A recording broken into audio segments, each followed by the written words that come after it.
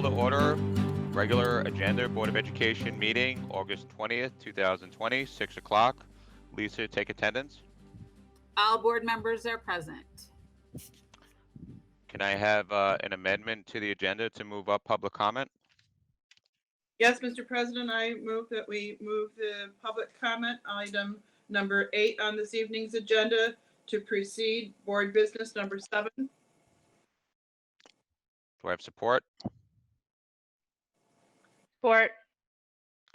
Okay, Jennifer, Yes. Lisa, Yes. Mark, Yes. Cynthia, Yes. Howard, Yes. Jackie. Yes. I'm a yes. We'll move up public comment. With that, we will have a special rendition of the national anthem today, sung by the Jills from our graduation drive-in graduation.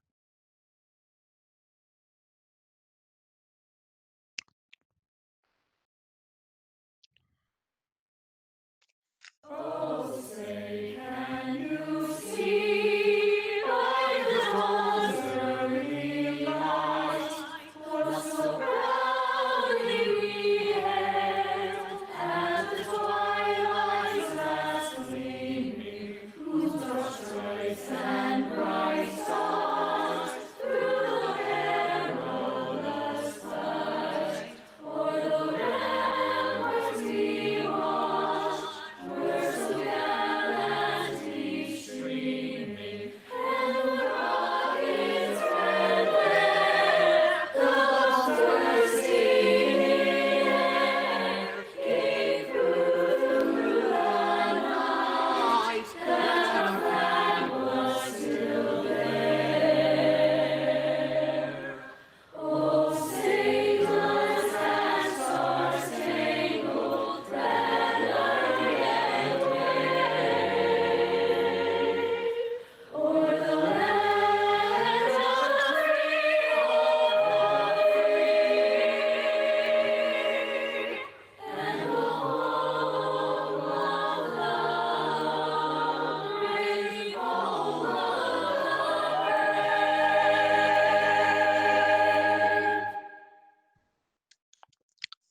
Thank you. That was great. That was the Bloomfield Chorale. That wasn't the Jills. Seems so long ago, the graduation, I forgot who sang, but that was an excellent rendition of our national anthem. With that, Dave, do you have public comment? Yes, 1 second.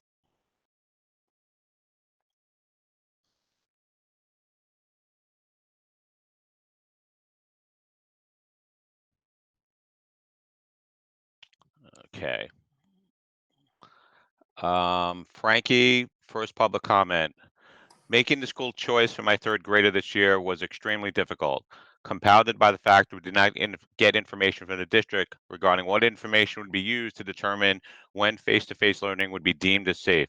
Many of us, including myself, felt we want to keep school as consistent as possible by keeping the children with their peers and homeschool staff even remotely. I want to make sure the board is aware that those of us who chose face-to-face may have done so as a result of the above, not because we are comfortable with face-to-face learning today. I hope the board utilizes all the resources available to determine that an improvement in our COVID numbers and positivity rates have taken place in our county before sending our children and staff back to face-to-face. Deborah Monroe. As the grandmother of a soon-to-be third grader at Eastover with an IEP and deaf, I feel it's imperative that these students be allowed to return to in-person learning. They depend so much on sign language, and facial expressions to communicate and learn. Class sizes are smaller than traditional mainstream classes, and social distancing will be easier for teachers and students. I implore you to consider allowing these children with special needs to attend in-person learning in September, also because they are somewhat isolated in their home areas with children who can hear. The deaf, hard of hearing friends are all at Eastover. Thank you for your time and consideration. Anne. The special needs community is severely impacted by the lack of in-person education. My son, who is high functioning autistic, needs to be around people to improve his social skills. Emotionally, he is probably 3 years behind his peers As an only child, he can only improve his skills with other sixth graders. The past 6 months, I have seen his social age decline, and I fear for him as he continues being remote from his peers. The special ed kids need some form of in-person small group education. My name is Laura. My name is Lauren Schulman, and I have been entering kindergarten in the FRP contained room at Way. I first want to extend my sincere gratitude to the entire school board, Pat Watson, all directors, teachers, and staff that are working endlessly to make schools safe this fall. You are so appreciated. I just want to know this is not enough gratitude have been expressed to you, and it makes me angry. You are appreciated, and more parents should express more appreciation for all that you are doing during this awful time. None of us have experienced any of this in our lifetime, and I think that this point has been forgotten by many. We're grateful for all of you. As a mother of an extremely premature child and a weakened immune system, ADHD, cognitive delays, speech delays, and cerebral palsy, I am concerned about face-to-face. However, I know that my child and many children cannot attend to virtual learning. I am commenting just to offer suggestions, and I want my special needs child to develop and be allowed the ability to learn with face-to-face instruction. I'm hoping that self-contained classrooms such as FRP can go full-time because the class size is so small. If full-time for FRP room is not a possibility, I'd like to suggest one-on-one ancillary services be offered during the unscheduled face-to-face time in small groups with peers from the same classroom. I'd also like to suggest eliminating in-person gen ed time for FRP kids to decrease potential exposure to COVID-19. If parents in this classroom wish to continue gen ed in this person, that is their right. But I'd like to have an option as a parent to mitigate exposure for my child and simply keep her interactions with students only in the FRP room until I deem it necessary to change this. I'm new to the elementary age schools, so I'm learning and have no idea if my suggestions are even allowed or legal. However, as a parent and an advocate for my special needs child, I felt compelled to express my suggestions and concerns for special need kiddos in elementary education. Thank you for listening and for your time. Thank you for all you're doing for BHS. Natalie, when will our students go back to in-person learning? We're in phase 4, and I'm wondering why the district does not have a plan and dates to announce. Dear Paul, thank you for your work. I'm grateful for the difficult Oh. Dear Paul, thank you for your work. I'm grateful for the difficult decisions made at the last board meeting, and I'm deeply sorry and troubled that local and state officials, full-time and paid, have abandoned volunteers to do the difficult work and freakishly are asking you to do it once a month for the duration of the pandemic. Surprisingly, affluent Oakland City government has struggled the most of any part of Michigan, including Detroit, to manage this. My comment is about high school start times. Last I saw, the virtual remote online schedule has high schoolers going on a computer screen at 7:25 a.m. This is obviously unhealthy and unworkable. As you know, the CDC and American Pediatrics have long recommended later start times, pre-COVID traditional schools. The district's positions always have been we can't change because of bus schedules and sports practices. That no longer obtains. I am told by other parents who are provided information somehow that this can't change because of bus schedules and sport. This is okay. I have told by other parents and provide information somehow that the argument is now that the early start times are needed to provide a seamless transition back to in-person schooling. If true, this is cuckoo nuts crazy that the argument is now that the early start times are needed to provide a seamless okay, crazy administrative logic, not student-centered, plan to help kids now at some imaginary and difficult to foreseen date. If we reach a point somehow, say the virus just disappears, when most are comfortable returning to in-person, I would wager everyone will be in good mood to tolerate and navigate some seams. The seamlessness logic obviously serves only administration. It does not serve the health and well-being of children. This is simply one of a series of complex problems. If there were upside to spring, it was that teens got needed sleep. Don't trash that because the school can't figure out simple scheduling. If this is already has been adjusted, thanks. Brian, it is my understanding the board's concern that the originally proposed in-person model that it did not meet the 6-foot social distancing recommendations. The current hybrid model, while not perfect, appears at meeting the recommended health and safety criteria of the CDC and state of Michigan. Example, masks to be worn, 6 feet of social distance. Since these health and safety measures can met under this model, I urge you to send the children back to school in person. With regard to the current hybrid model, if you believe that it's safe for my children to go to school in person Monday, Tuesday, Thursday, and Friday with the cleaning schedule that is in place, why would not to have school on Wednesday. We're struggling to understand the basis for not including this day. If our children are safe to return to school 4 days, it would be safe for them to return 5 days. I urge you to reconsider the current proposed hybrid model and include Wednesday in the model. Alexandra.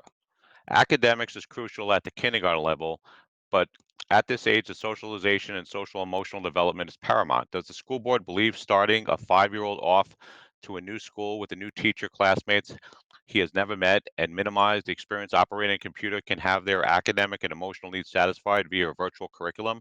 Is this an environmental thing we'll actually succeed in? If the answer suggests does not, how are you meeting the needs of the students and the community with virtual learning, and do the risks outweigh the benefits? What happens when the 5-year-old does not want to sit in front of a computer from 9 to 2 every day? Who is helping them hold their pencil and access their writing? Who is following along, reading the books with them? Is it the parents who is doing the jobs during this time? We have many buildings in the district and green spaces. Should we not be looking how we can use these spaces to give the students who need the most in-person time they need and deserve starting on September 8th? Carly Sheridan. Good evening. My name is Carly Sheridan. I'm a proud alumni of Bloomfield Hills Schools. I'm also the parent of 3 children who currently attend West Hills, and I'm a 19-year-old public school educator in a neighboring district. My decision to pursue education was molded by the incredible Bloomfield Hills teacher I had growing up. While my husband and I started a family, this was the only district for us. So I refuse to sit back and let our community and education system crumble. We have an incredible, brilliant, and resourceful community. I know we can make this work. I have high hopes that as a board, you will support getting our children back to the school year. I know that Superintendent Watch and his team worked tirelessly this summer to come up with a safe plan to do that. However, at the last minute, the board's silenced the majority and is now requiring us to start remotely. With that decision, you must be transparent and inform us of your metrics and when you feel it's safe to return. We were asked whether we felt sending our children back to school, and almost 70% of our community said yes. You have instead gone with the minority vote, which is disheartening and concerning. While I truly appreciate your hard work and know that your decisions are difficult, we demand that you will figure it out and will take our children back in school. You're now getting 6 feet between desks, masks for all students, and the hybrid model. We ask that you vote yes on this and get our children back in person ASAP. And the understanding that our goal is 5 full days, that the data be watched consistently. The information presented in the last few days appears to be centered on K through 5. What is the plan for 6 through 12? Our cases have held steady, and our percent positivity rate have held steady at less than 5%. Every medical team and publication is talking about how schools and these parents' positivity rates can safely open with precautions. We have those precautions, so what are you waiting for? Even if the best teachers, a robust program, and sound technology, remote learning cannot replace in-person teaching, education was not created to be done behind the screen. Our children deserve better. Over the past few weeks, I've watched friends frantically enroll their children in private schools. I have several more on waiting lists. Our new buildings through our newly passed bond will still be empty if we continue to allow this. Neighboring districts will open their doors in person learning within the next few weeks. I know we can do this. We have given the minority their virtual academy. You now must work on the majority and provide our children with in-person learning that they deserve. I'm highly concerned that you are dwelling on details that can't be fixed anytime soon. A vaccine for our children will be years. HVAC updates have been a priority, and 0 cases is unrealistic. We need to focus on this now. Are you aware that there are many schools in other states that have successfully been delivering in-person instruction for weeks with 0 outbreaks? Why aren't we talking about this? Why are we okay with our children's education continually to be behind the screen? We can do that about the health and safety of our children and staff, but we also need to live with the virus that will be part of our lives for years to come. We have a duty to open the buildings and will not manage longer. Sincerely, Carly Sheraton. Megan.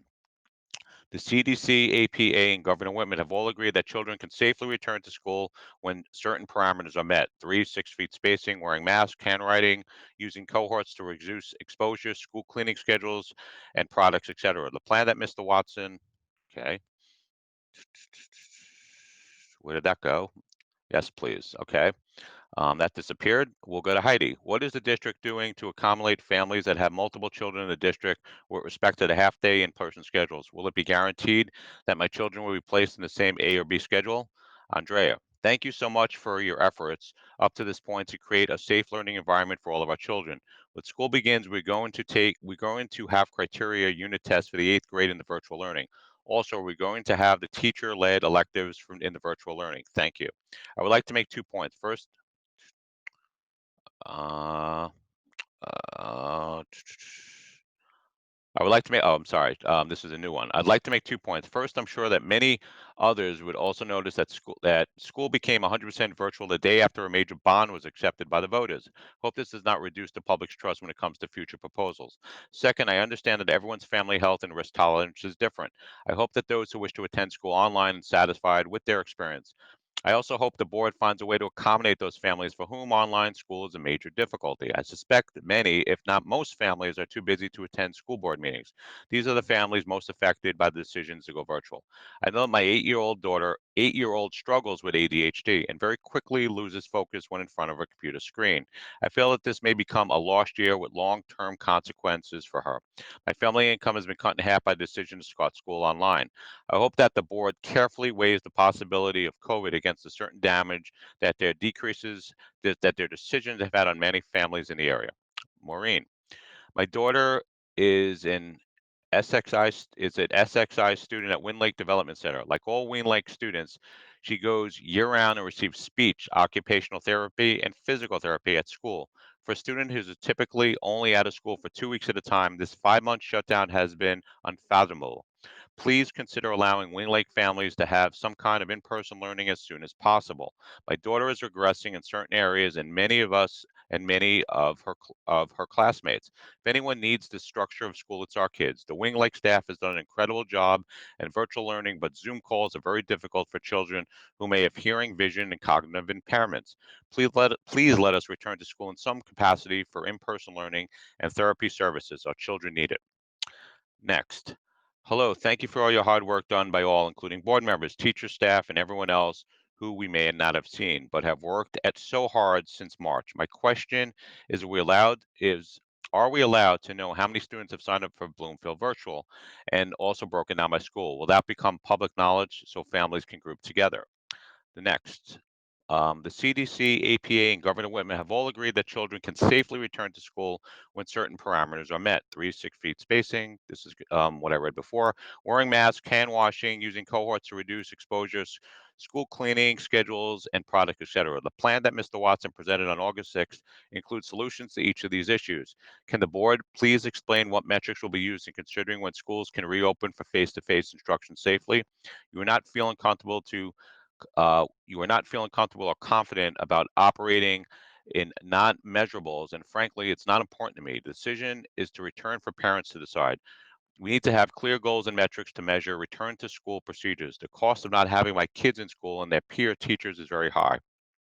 I cannot replicate a kindergarten classroom for my youngest, and my 7th grader is miserable. Please help me get them back in the classroom with their amazing teachers and their friends.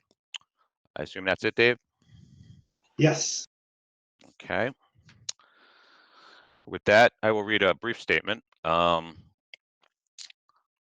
there's a lot of anxiety about returning to school. With just over 2 weeks to go before the 2021 school year, parents have a lot of questions, students have a lot of questions, everybody has a lot of questions. The only thing I'm comfortable predicting is there will be a lot of change. We have made several set of plans based on these circumstances. We know for sure that everyone's going to need to be flexible, whether virtually, face-to-face, or some of each. We have excellent educators who will care about your students and want to see them all grow and succeed. All of the staff have been working endlessly to make sure all of our students will have the best education available to them come this fall. I know how frustrating it is to start a new school year with many unknowns. It feels scary and chaotic. Your students will emerge from these times more resilient and will be prepared for anything the future will throw at them. We're all struggling with the unknown, but we will figure it out a lot faster if we all work together, thinking outside the box, and continually helping and supporting each other. One day, hopefully not in the too distant future, we will look back and this will be a memory. We will all reflect and realize how much we all learned, and we'll be prepared for anything thrown at us in the future. With that, I will send it to Superintendent Watson for Superintendent's report. Thank you, President Kolin. As everyone can imagine, the past 2 weeks, my main focus and everyone's focus is on a back to school plan. And that includes supporting those that signed up for Bloomfield Virtual, those that will start the year remote, and those that hope to come back at some point face to face, whenever that may be. This has involved a great amount of collaboration with colleagues locally, nationally, and internationally. I'd also like to take a minute to thank the superintendents that joined me on a call this afternoon from the following school districts: Nixon, Mississippi, St. Charles Parish Public Schools in Louisiana, Kingsport, Tennessee Schools, Petal, Mississippi Schools, Greenville, Tennessee Schools, for sharing what their back to school plans are. Some of these schools have been back in school for 12 days now, and they shared some really amazing things that are going on and shared some of the struggles that they've had and how they've overcome those struggles. So I just wanted to mention those by name. We also were informed that we now have our district nurses that will be working for the school district through from now all the way through December. So we're excited to get them on board. They'll be working with Leonard Sanford Jr. directly, who's our new director of health and wealth, and excited for the additional information and additional guidance that they can bring as we look to best serve our community. Thank you, President Kolin. Lisa, consent agenda. Thanks, Pat.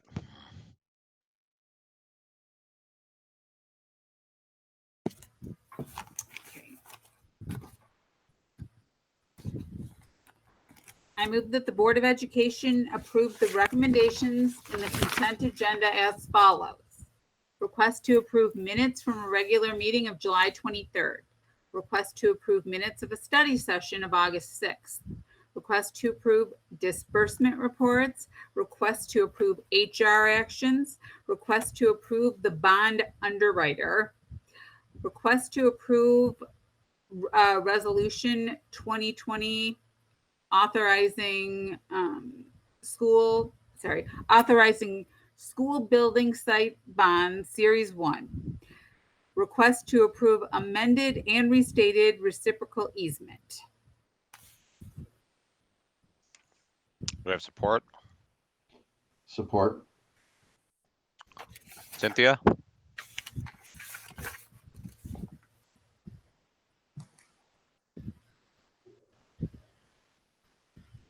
Yes. Howard? Yes. Jackie? Yes. Jennifer? Yes. Lisa? Yes. Mark? Yes. I'm a yes. Consent passes 7-0. This, I'll hand it over now to Superintendent Watson for an overview of the decision-making process and going through the back-to-school plans. Thank you, President Kolin.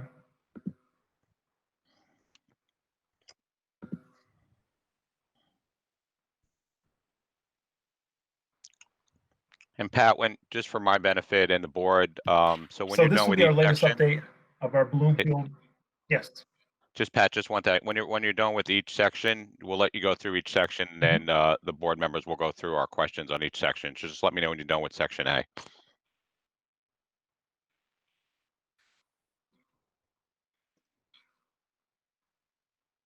Okay. Thank you. I think we're going to change it up a little bit. Dave, can you cast from your computer?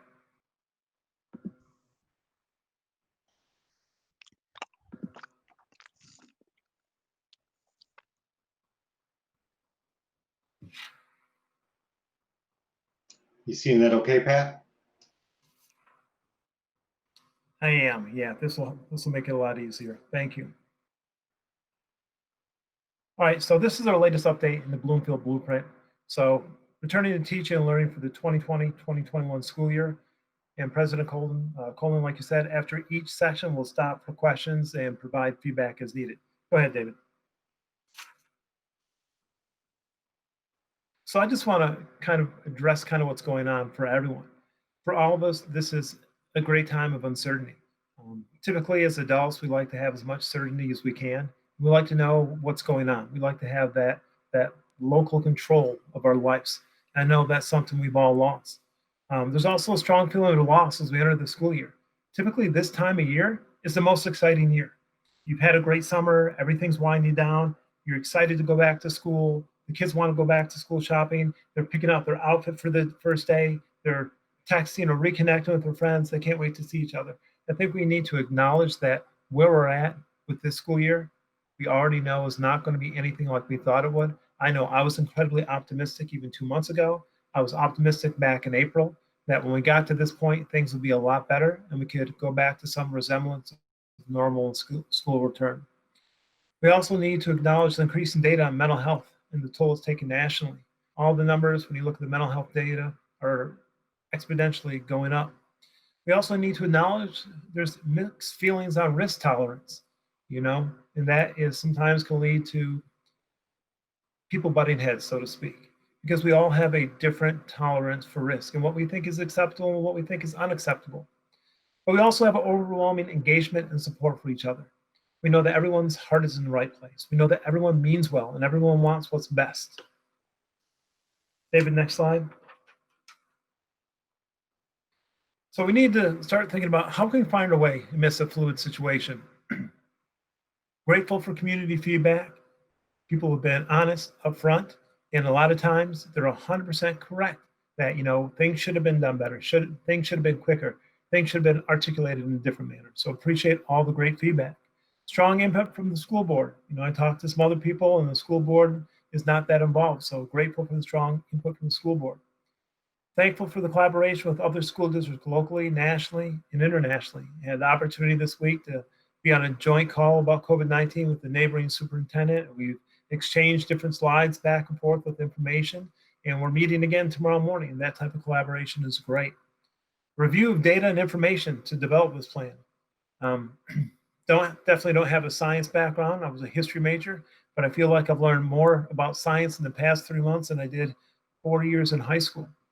Awareness of national school and university success and challenges in person, whether that's at Oklahoma State University, whether it's at University of North Carolina, the University of Oklahoma, or Pepperdine out in Malibu, making sure we monitor what's going on at that level. The recognition that the situation is fluid, but we need to find a firm position. And also recognizing that we all need to be flexible. Things change. Things are changing so fast that every day it's something different. And we have to have that flexibility and understand sometimes we think we might have the best plan or the greatest plan, and it might change. And it might change the day after that, and again, the day after that. David, next slide. So the outline for this evening, to make sure we're all on the same page, we're going to look at part 1, which is in-person decision-making. Part 2, our Bloomfield virtual update. Part 3, Bloom and Preschool.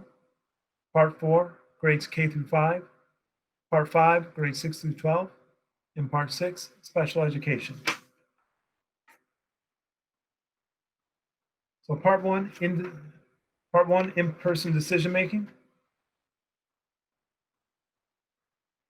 So we're assessing the COVID situation to inform school status. As best we can tell, there will be a virtual option for the foreseeable future. Talking to various epidemiologists, it ranges anywhere from 12 to 24 months is what we can expect to need to have a virtual option. And that COVID is here to stay. It's not just simply going to go away. There's no magic here coming. To provide in-person learning, community and school situation must be assessed. So we'll look at school district controllable factors. What do we have in our own control that we're responsible for? We'll look at critical COVID metrics. We'll look at additional data and information. The school board and administration will meet bi-monthly to assess the situation. Decisions will be informed by the critical COVID metrics and additional important information. But as a team in central office, we are looking at these numbers every single day to see where they're at. And you'll see even today, compared to the slide deck you got earlier yesterday, there's already an updated slide that has the latest numbers in it because they change daily. David, next slide. So market data and models reviewed. These are just some of the key ones. We didn't want to list everyone. So the 7-day Oakland County case average, the 7-day Oakland County case average by zip code, the 14-day Oakland County trend graph, the Oakland County infection rate, the Oakland County positive test rate, the Oakland County cases by age group, the 7-day surrounding county case averages, comparison examples out of Oregon, the fall 2020 school returns issues, various media reports, the University of Texas school predictor, the Pennsylvania plan, the Minnesota plan, the Massachusetts plan, the Illinois plan, It goes without saying, obviously, the Michigan plan and several other states we've looked at as well. David, next slide, please. So let's talk about requirements for in-person models that are within our control. What do we actually have control of? We have control of cleaning protocols. So we've revised and updated them yet again. Our PPE inventory, as I said before, we've been very fortunate. We've been able to get the PPE we've needed. Based on the last board meeting, we knew we needed to focus on as many safety measures as possible. So we've got a plan that has 6 feet social distancing for students. We have a plan that requires K through 12 masks, daily health screening, tracing protocols, not only just working with the Oakland County Health Department, but having 6 people on staff that can participate in tracing as well, tracking. And our quarantine protocols will be consistent with CDC guidelines, Oakland County, and state requirements. David, next slide, please. So COVID-19 data, the primary metrics that we're going to use are the county daily case rate, which is the 7-day moving average of daily reported cases by 100,000, and the test positivity rate, which is percent positive for COVID-19 for the diagnostic test. Now, it's not that easy. You can't just boil down COVID-19 to say there's 2 data points and that's it. It's the end all be all. As relevant, the district and board will use additional state and community available data to make a most informed decision in the interest of students, staff, and the community. David, next slide. So setting our threshold, like other states, we'll use the county daily case rate and test positivity rate to help determine whether it is safe to consider in-person learning or not. Currently, Oakland County case rate is at 10.1 for 100,000, which puts us in the low end of orange, and at 4.5% test positivity. There are numerous markets or models on the market. The one that we've adapted is the Harvard Global Health Institute model, and it provides thresholds. So at the red, if we're in red, schools should be closed. So it's going to be at that point a case rate of 25 or above for 100,000, or greater than 10% for positivity. Orange is 10 to less than 25 at the case rate, and currently we're at 10.1, and 5 or less than 10% positivity. So we would be looking at a phased-in model under this program. So in orange, hybrid could be considered. First priority would be phasing in ARP, FRP, SEED, Prep, Bowers Academy, and kindergarten. The second priority for phasing in would be our elementary level students. Our third priority would be our middle school students. And our fourth priority would be our high school students. Yellow is 1 to less than 10, 100,000 case rate, and less than 5% positivity. At that point in yellow, we could consider hybrid and full in person. And we prioritize reopening for ARP, FRP, SEED, Prep, Bowers, and elementary students. First, second priority would be middle school. Third priority would be high school students. Please note, and this is critically important, we must be at least 3 weeks in a lower phase before it takes effect. A 1-day increase resets the timeline. For example, we're currently in orange. If a week from now, we move down to yellow, and we're in yellow for 20 days. On the 21st day, if we have an increase in one of our numbers and we pop back into the orange range, that means we would need to reset. So we're at 0 days in yellow. Say we stay in orange for 3 days, and then we go back down to yellow. Before we're in yellow, you can look at what we need to do regarding hybrid or full in person. We need to be there 21 consecutive days. And then green, I added green, but the different epidemiologists I talked to said we didn't need it. They felt that there was 0 chance, as far as they could tell, that we would be in green for this year, which would be a full return to school. But at full transparency, I wanted to include it because it is one of the options that's in the Harvard model that we adapted. David, next slide. So Oakland positivity rate, as you can see by this graph, this is the most updated information we have. Daily new cases are at 10.1, and our positivity rate or positive test rate is at 4.6%. David, next slide. President Kolin, the healthy guidelines for students and staff are part of the first section, so I'm going to keep going. Okay. David, next slide, please.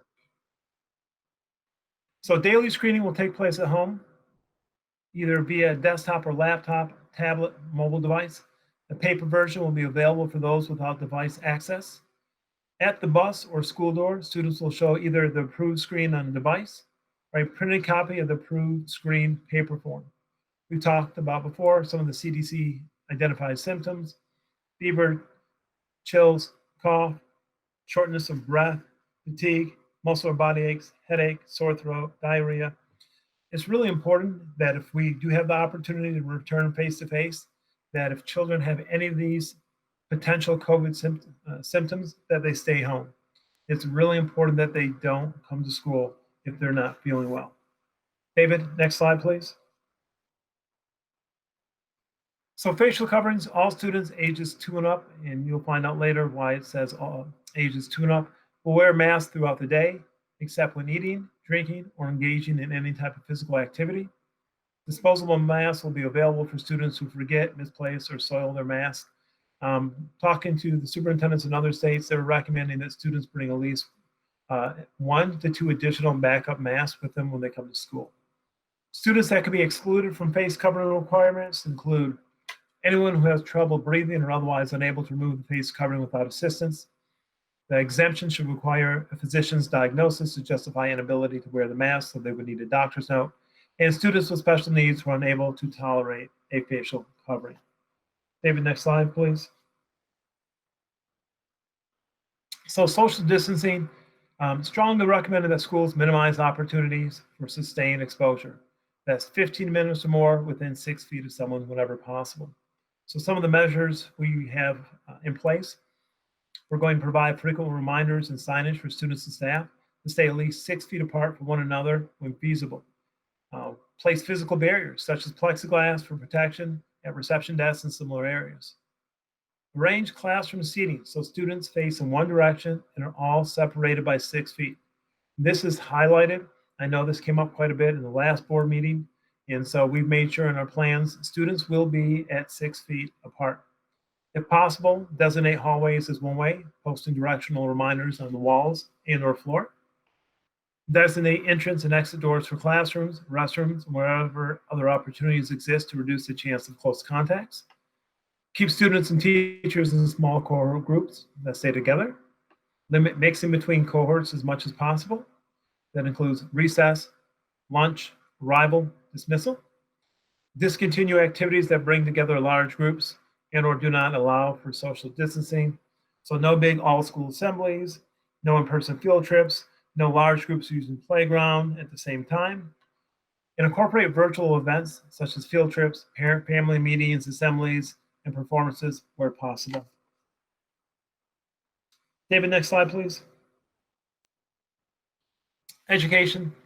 We will share healthy school guidelines with students and families. Orientation for safety and health will be done at school for all of our students and our staff. In-school signage is a reminder and prompts. Cleaning protocols. Janitorial staff will conduct enhanced cleaning throughout the day using EPA certified material. Playground equipment will be cleaned, and cleaning supplies will be available to students and staff. David, next slide, please. So visitor and vendor protocols. No visitors are permitted into schools beyond the school office. Screening questions will be posted on the entry door, and masks will be required at all times. Essential workers that provide critical services will be permitted. They're subject to health and safety guidelines. Vendors are required to complete the daily screening questions. Any other vendors or visitors will need principal approval. David, next slide. And we'll stop there. Okay, thanks, Pat. So as indicated to my colleagues, we'll go around. Each person will have an opportunity to ask 2 questions, and then we'll go around until everyone's questions are answered. So we'll start with Cynthia. Thank you, Paul. So thank you, Pat, to you and your entire team. I know that you have put in Herculean efforts over the last couple of weeks to respond to so many of the questions that my fellow board members and our community members have been asking. I do have a few questions, and I'll start with my top two.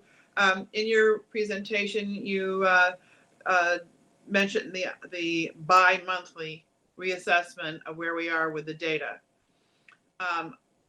As I have talked with colleagues around Oakland County, and understanding that the governor's bills that were just signed today, I think, now will call for 30-day review of plans. I'm wondering how we can help our families be able to know when their kids will be changing their schedule. So are we going to commit to, say, a 2-week lead time in a change in our schedule or something to that effect? I know some districts have considered at least that. I know other districts, have talked about first marking period, other ideas, but I think our plan allows for flexibility, but I do think families need to have the opportunity to make plans for the care of their children. Yeah, great question. And so we've talked about a 2-week timeline to let families know when they would be returning to school. And although we are only meeting twice a week, I think it's important for everyone in the community to understand we're tracking that COVID data daily. And so if we see a spike or something's going on, we would request a board meeting, especially if that trend is continuing to go up closer to red. Right now, it looks like it's kind of stabilizing right between orange and yellow. We also know that testing can lag a little bit behind. So if we're seeing a couple spikes really quick, don't be surprised if I ask for a special board meeting so we can review those spikes maybe that have happened over 2 or 3 days, because it might just be the beginning of something that happened a week before. And we're very cognizant of that, especially with Labor Day coming up and the spikes we've been able to see after some of the holidays. So we'll be looking at that. Just to clarify, you said twice a week. It's really twice a month that the board has official meetings that are pre-scheduled. But maybe Sorry, thank you. Yes. Twice a week, it could be happening. No, Cynthia, I'm not asking for twice a week. Sorry. Yes, twice a month, but a special board meeting if needed. And yes, a 2-week lead time for a phase-in period. Thank you. My other question for this round is regarding in the hybrid plan. Wednesday is designated for a day for deep cleaning in the buildings. And in our cleaning protocol, we have had questions from families who are wondering, what is different about the cleaning protocol on Wednesday that kids would not be there? One of the biggest differences is that they're able to really get all the areas that they're not able to get Monday, Tuesday, Thursday, and Friday. For example, the focus really has to be on all those surfaces that are being touched multiple times. So they're not going to be able to do some of the things that they would typically do, like the floor every day in the hallway or something like that. Another thing we're trying to do is we want to make sure that we can actually do the protocols properly, that we're not overwhelming the system. So last presentation I talked about, we have our needs of our parents, the needs of our teachers, the needs of our students. And one of the concerns I heard, not just from teachers, but from parents, is we need to make sure our third-party vendor can actually do the cleaning properly. So if we're finding that we're cleaning it properly, things are getting done, and mind you, we're going to have some additional asks outside. Never we said before, hey, you're part of our janitorial team, we need you to clean the playground. That's never been an ask, right? That's something that's going to have to be done now on a daily basis. We've never said, we need you to wipe down the doorknobs every hour or every 2 hours. That's never been something that's been part. So we're really trying to focus on, can we make sure we do this plan? And looking and talking to colleagues in Denmark, Japan, South Korea, and even those I was on the call with today throughout the US, it's very important that when you have a plan, you're actually able to execute it and not overwhelm the system. And we can continue to reevaluate. And like I said, we're going to have to be flexible, but it's important that we're able to do it right and do it the way we're supposed to do it. And then when that's going well, we can reevaluate it. Thank you. Thanks, Cynthia. Howard? Thank you, President Kolin. Superintendent Watson, on the daily screening, as they fill out their questionnaire of their physical situation, are we requiring the student and or the parent to take the students and staff members' temperature every day? So the screening process, let me pull that up. David, can you pull that up again, please?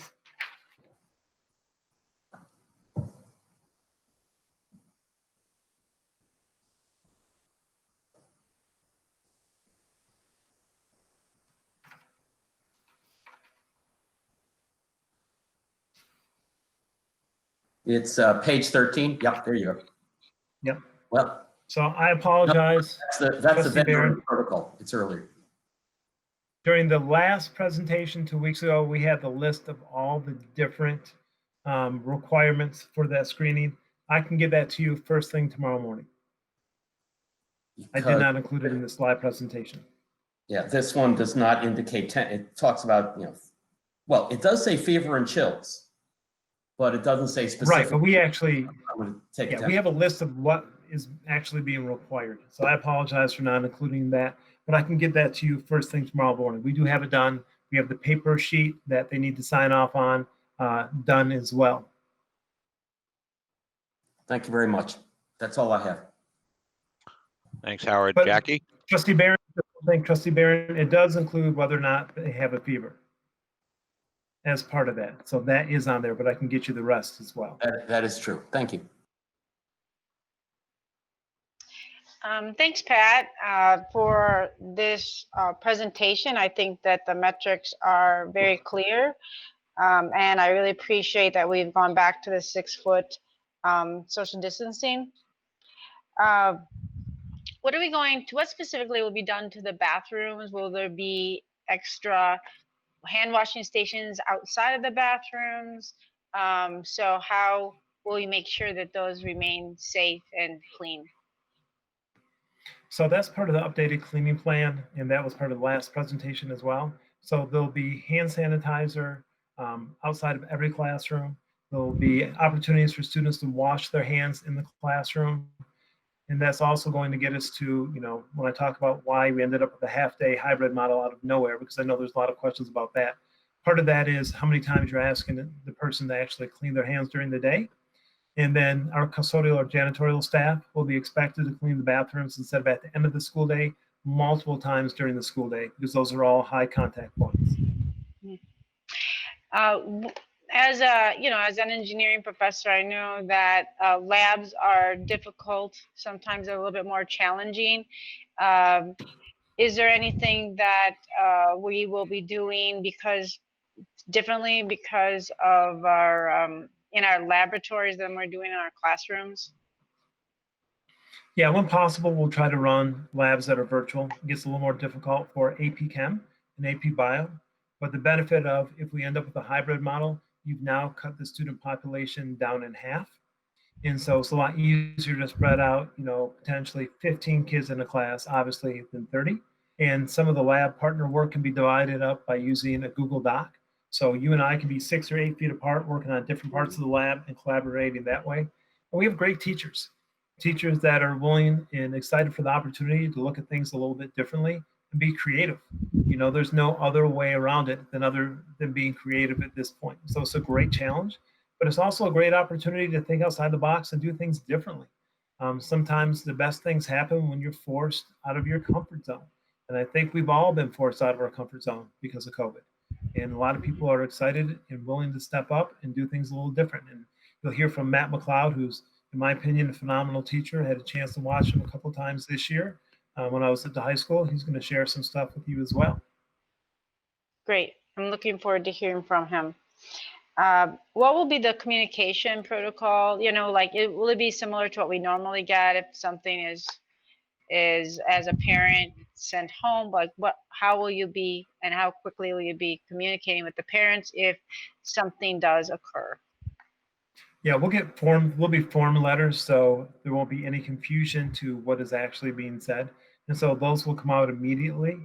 One of the big things I want to point out as far as our contact tracing, for us to have the ability to have 6 people that are district employees help with that is more robust than the other districts I've spoken to out of state that are doing that. And I'm also, happy that Oakland County Health Department is going to be doing a large part of that contact tracing. But we'll need, and that's one of the most important things when I talk to some of the superintendents today, especially superintendent down in Louisiana, contact tracing is key. We need to find out where they've been, who they've been with for 15 minutes or longer within 6 feet. Okay, that was pretty much what I was going to ask you. What do you find to be the most challenging? So perhaps, is that it? Wow, that's kind of a loaded question. The most challenging. Among the most I think challenging, how rapid yeah. everything's, yeah, how rapid everything's changing. You know, we're making decisions and ending up in spots. And I know some in the community are frustrated. As a parent of 3, I'm frustrated when information comes out at the last second and it comes out of left field. And I'm like, where did this come from? We never talked about this being a blue car. And now I've got a blue car in my driveway. And that wasn't what I was looking at. Just the rapid how things are changing and the minutia of why decisions have to be made. And I'll explain that with the half-day hybrid model coming up, because I know for some people they're like, where, why, how? And, you know, the timing obviously is not the best, but we were trying to get the information out when we can. But there's so many little things, whether it was the bus schedule and spacing on a bus and what are the routes going to look like and how many can we fit and where can it be potentially divided alphabetically to know. But there's some other things I'll share about that when we get to that point. Thank you. Thank you. Thanks for all your hard work too. Thanks, Jackie. Oh, not me. Jennifer, The whole team's been incredible. Jennifer? Hi, yeah, just a couple things. So Pat, you mentioned the nurses before. Are these going to be live person in the building nurses? Because I heard a rumor that the nurses were there for virtual consultation only. Can you clarify, please? At this point, I can't. As soon as I get clarification, I can share with the full Board of Education. My hope is that they will be in person. That's where we need them. We need boots on the ground. We need people in buildings. If we have to adjust because they're only virtual, they can at least serve one of the roles besides consulting that we need, which is contact tracing, which we've heard over and over is key to successfully having people come back to school. And did you say we're getting 2 of them in our district? Yes. Okay. Okay, thank you. My next question is you briefly mentioned the quarantine protocols. Can we possibly put that on our agenda for the next study session to go over what those are? Because I know Yes, we can not only, sorry. different models, but we haven't really finalized it. Yes, we can put that. We'll use the slides from before, and we'll also create a flow chart so that it's easier for people to follow. And I'm not talking about just myself, which would be helpful, or the board or the families at home, but if we're back at any point, our building administrators aren't going to have time to look and read a ton of things. You need to say, this is what happened, here's what I do, I followed along, because we're going to have to hit the ground running. As soon as we think we have a case of COVID, we have to get to work. We need to be on top of it from go. So we definitely can include that in our next board study session. Thank you. Okay, and just to piggyback on Jackie, thank you for bringing bathrooms. Didn't want to be the only gross person. I just wanted to ask, something we did at band camp was to limit 2 per bathroom at a time, and actually affected that by having a parent volunteer sit outside the room, which obviously is not feasible during the course of the school day. So I can't think of any systems like moving of a Velcro tab or a flip chart or some that doesn't necessitate students maybe touching the same object in a short period of time. So I just wanted to ask if maybe the team could brainstorm a way to keep the occupancy in the bathrooms very low, since they are closed, smaller spaces.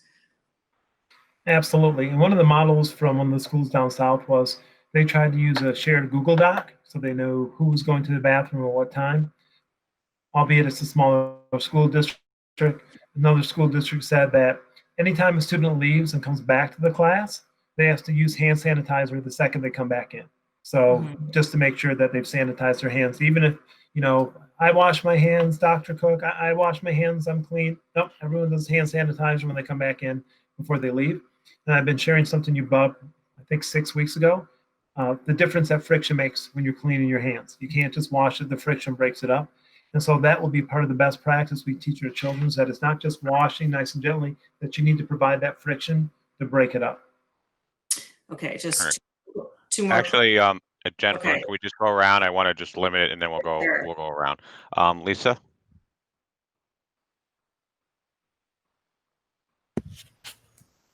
Okay. First of all, thank you, Superintendent Watson and the entire team. I know that this was a lot of work and a lot of revisions, and things change daily, so I really do appreciate it. Here are my first two questions. The metrics do seem pretty clear to me too, but just so that I'm understanding it, because I know that this is really important to the community, they want and deserve some predictability in how we decide whether we're going to have face-to-face learning or not. So to be clear on the metrics that we're using, do you want to put slide 9 up again? Yes. David, can you put up slide 9? And probably we'll need 10 after, please. Yeah.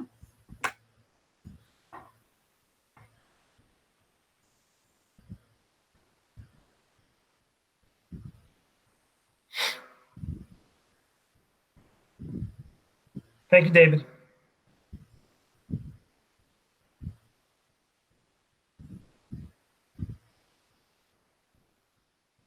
Okay, so it looks like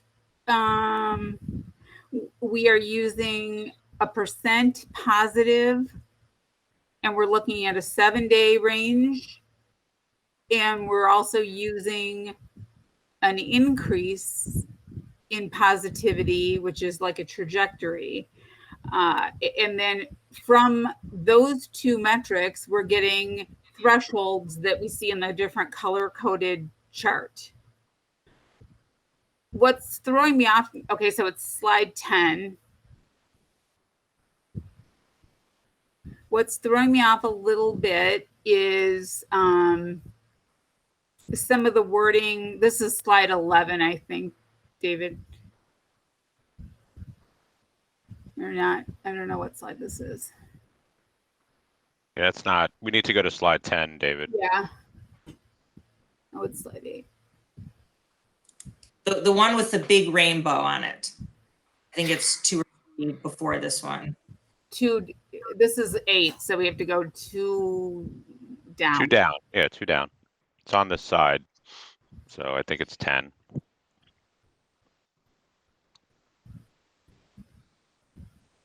David, you there?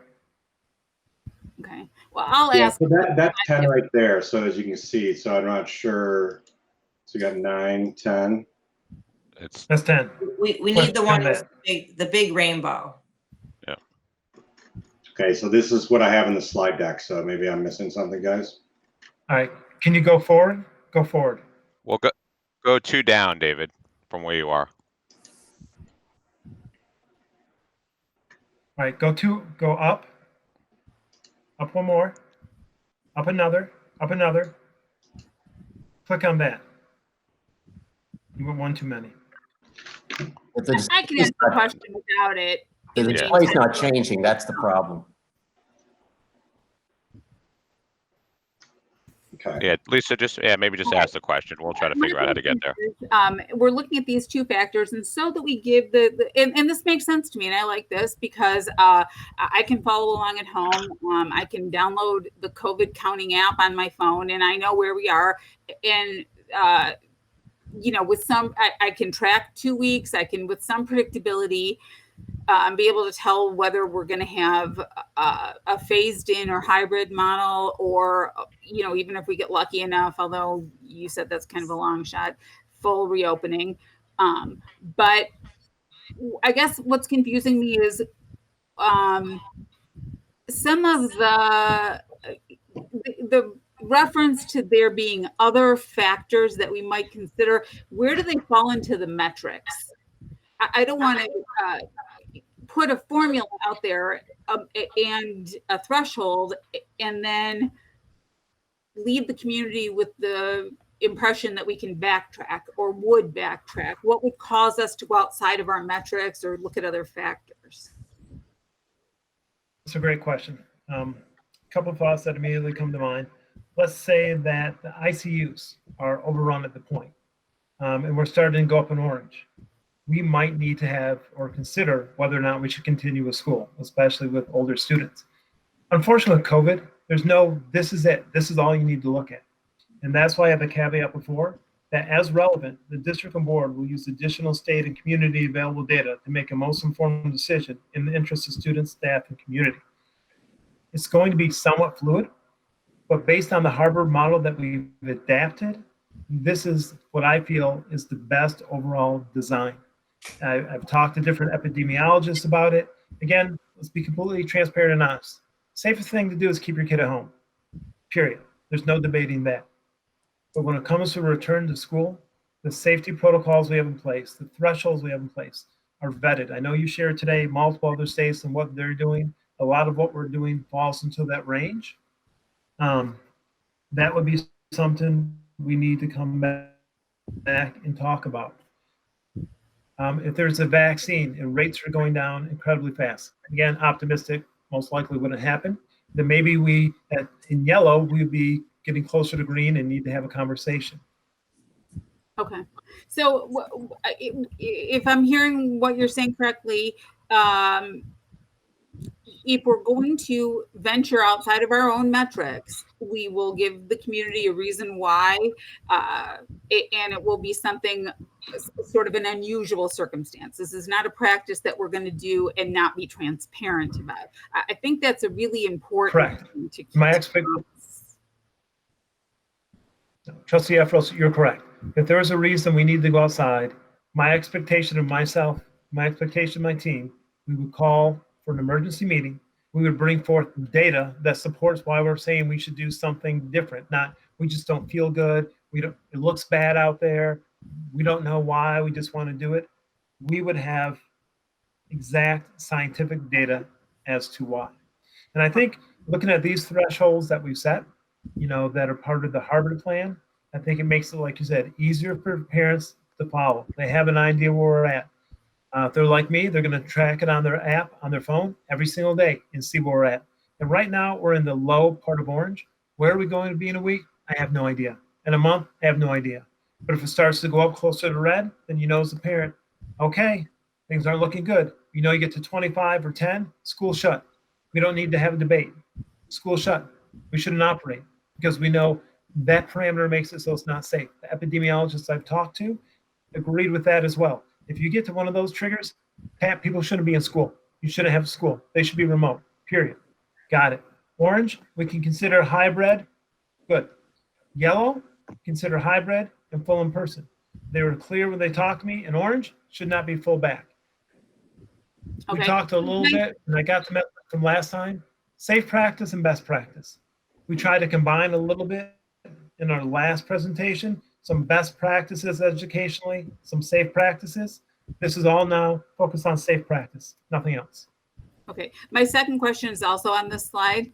And it is, I guess, when we're in the orange area and it is safe for us to return at a hybrid, we can consider it. Do both of the factors have to be met? Because we're outside the parameter in one, but not the other. Let's say, what happens when we're in yellow for one of the two metrics and orange in one, for example? So then you stay in the higher one. We stay in orange. So let's say yellow case rate, we're at 8 for 3 weeks, but the positivity rate is at 7. We stay in orange. Both indicators, and that's a great question as far as transparency. Thank you. Both indicators will have to be at the lower level if we're going lower. And mind you, and this is so important because it will frustrate people, we need to be there for 21 days, 3 weeks. And if on the 20th day, we're in yellow in both categories, and on the 20th day, we dip back into orange, we reset. That's it. The 3 weeks start over. There's no debating. We can't yo-yo people back because if we get low in yellow, it might be a situation where everyone's back, and then now you're hybrid, then you're back, and it's day to day. All right, so we're in orange right now. How are we determining how many students can go back?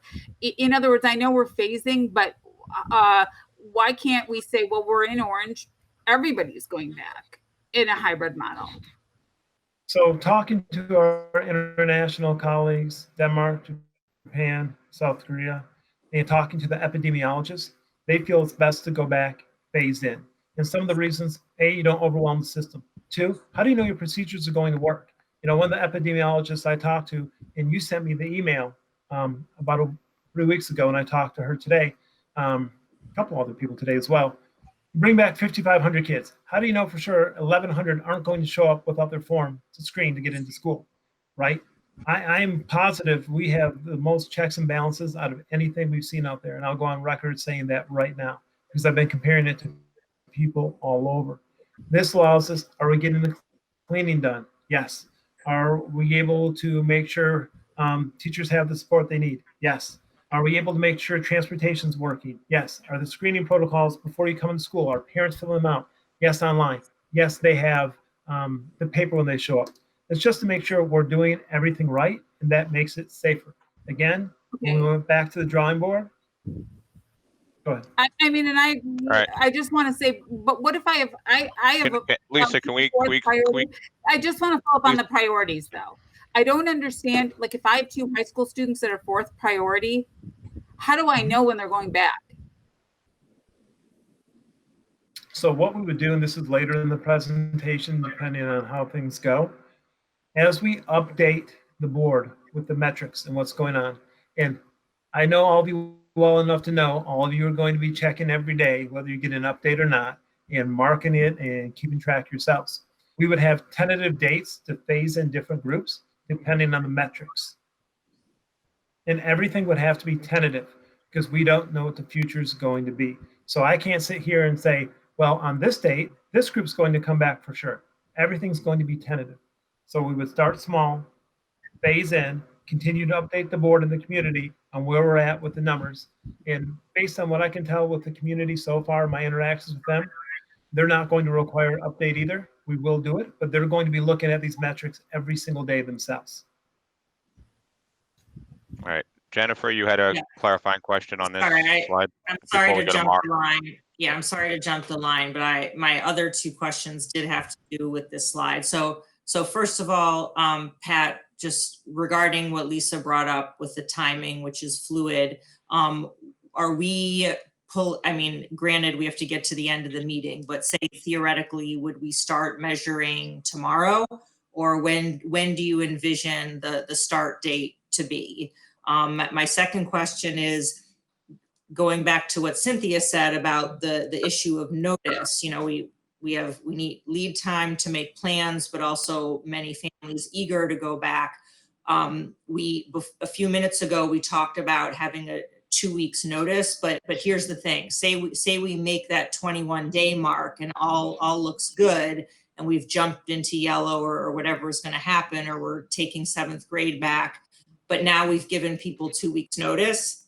So in those 2 weeks, should we have a day where we fall back, then we have to rearrange and go back. So I know maybe I don't know if this has been, fully discussed, but I'm just asking about like, how is that going to play out with the lead time versus the fact that we are tracking this every day?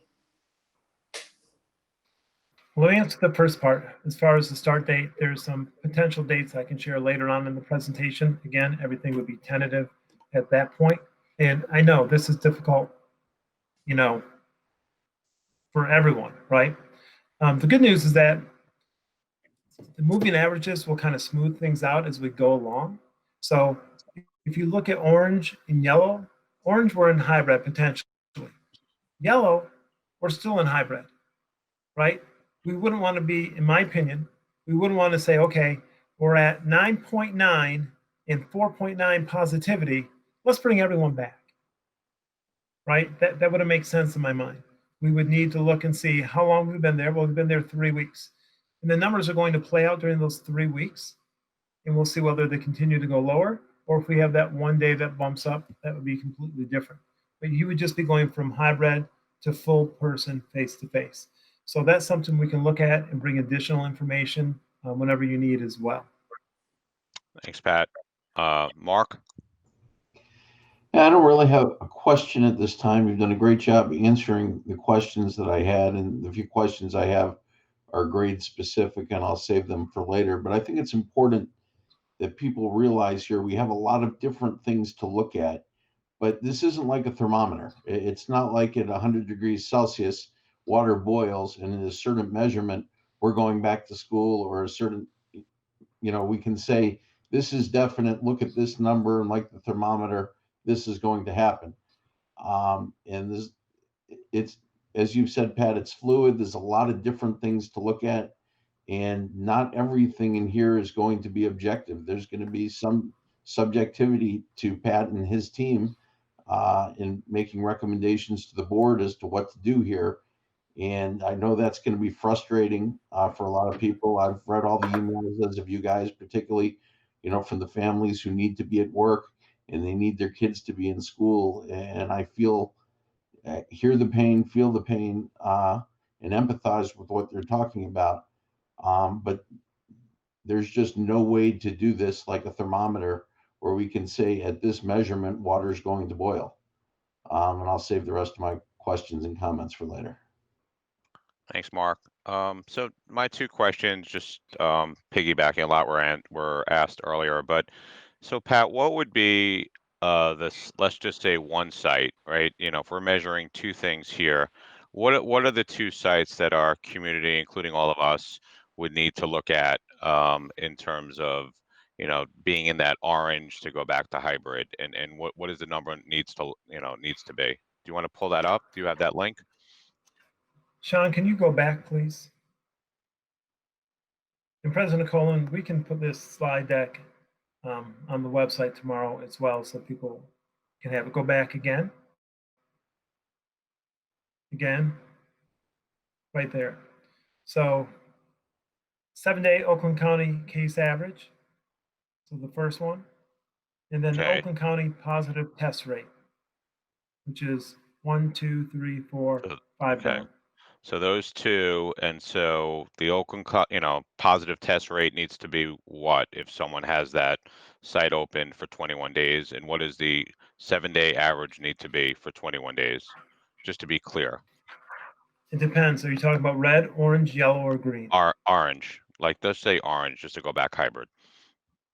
Okay, so orange, it needs to be 10 or less than 25 per 100,000. Right Okay. now, we're at 10.1.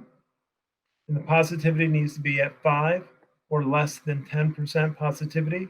And right now, we're at 4.5. Okay.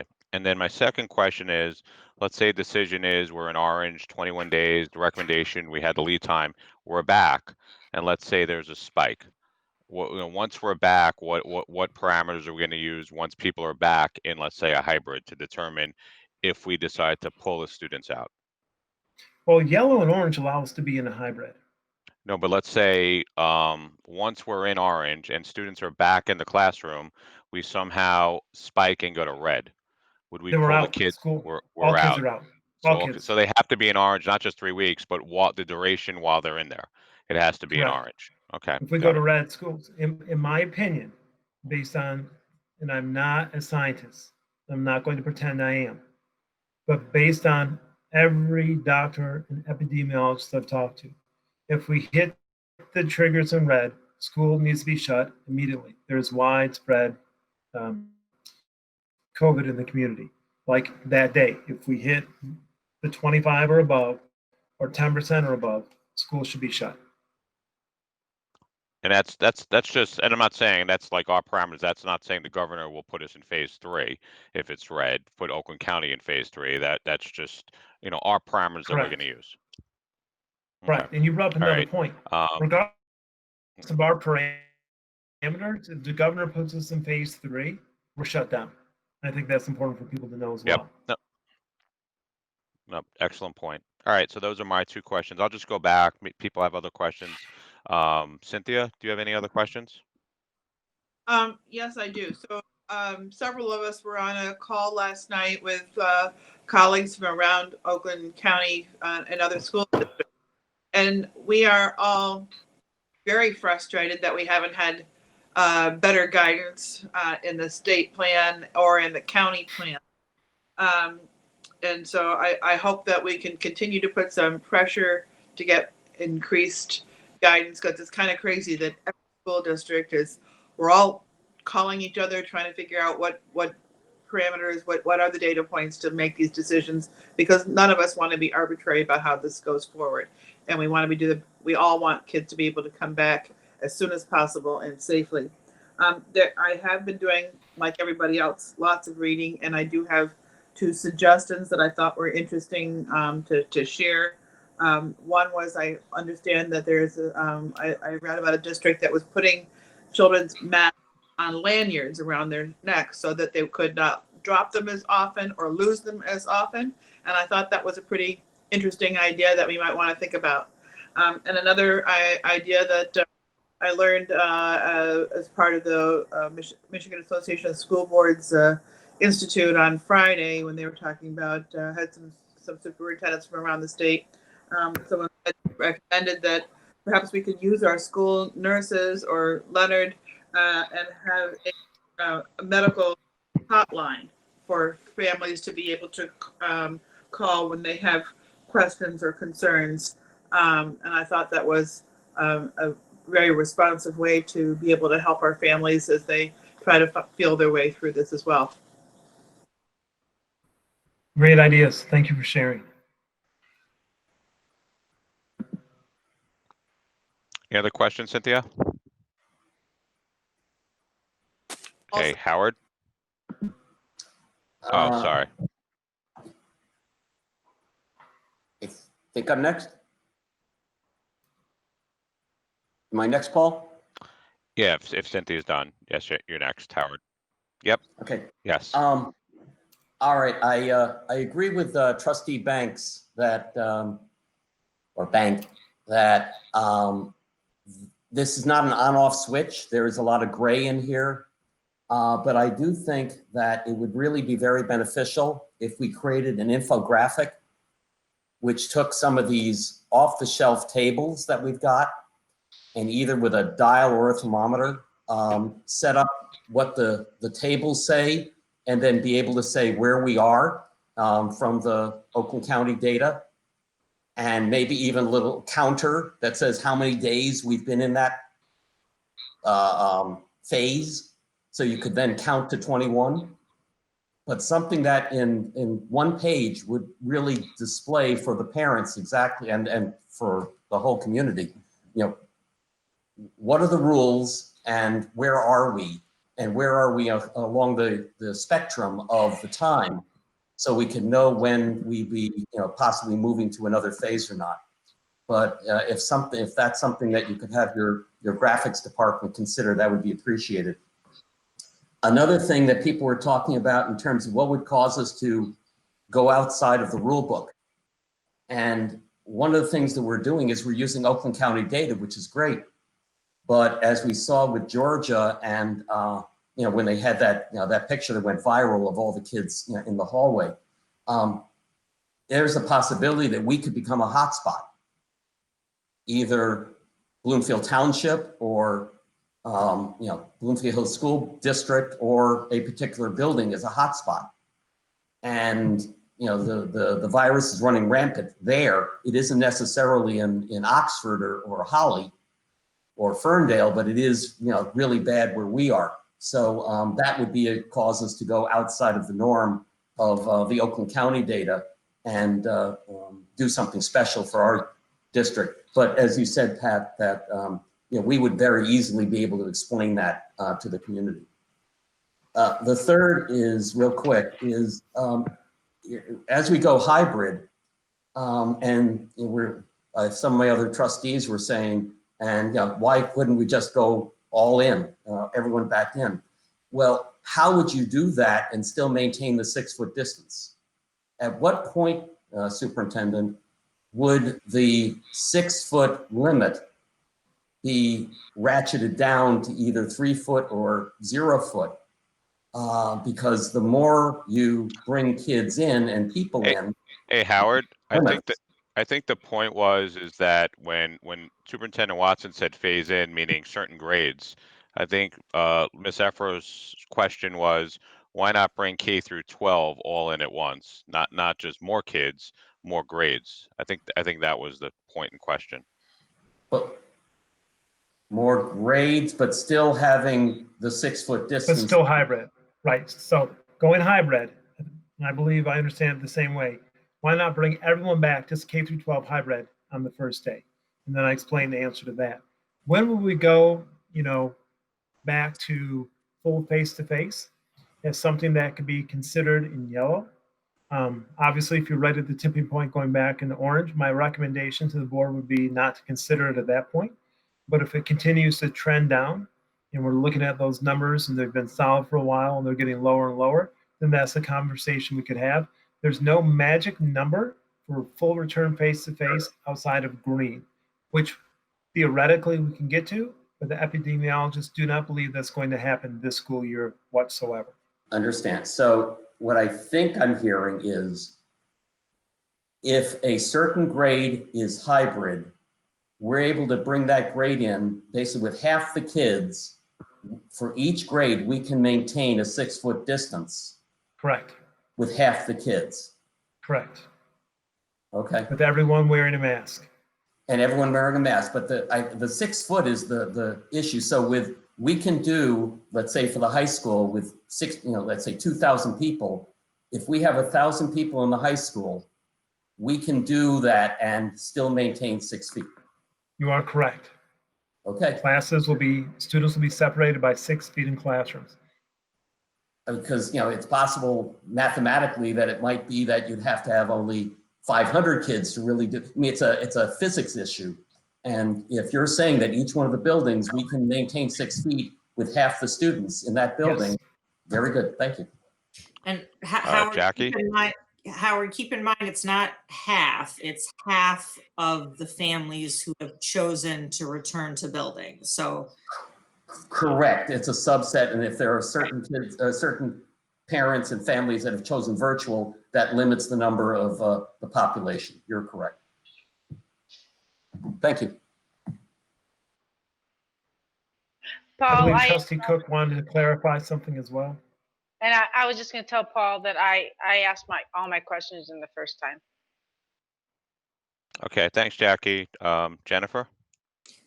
oh no, Lisa can go first. I don't want to. That's fine. Lisa? Okay. My next question is, I don't, from a practical perspective, understand the difference between the yellow and the orange.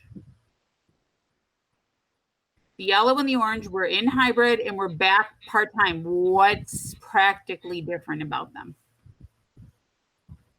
What's different is the priorities. If we're in yellow, first priority, we would include all of our elementary students in a phase-in, as opposed to that being the second priority. And then depending on where we're at in yellow, we could also consider full in-person. So once we are all, let's say we remain in orange for a couple of months, it looks just like yellow. We're all phased in, even though the numbers are in orange. You are correct. Yellow would be a quicker phase-in with the potential of full in-person. When we're in orange, we cannot, again, this is my recommendation only, we cannot return full in-person based on all the data, based on everything that we've researched and the doctors and epidemiologists we've talked to. When we're in orange, we should remain in hybrid.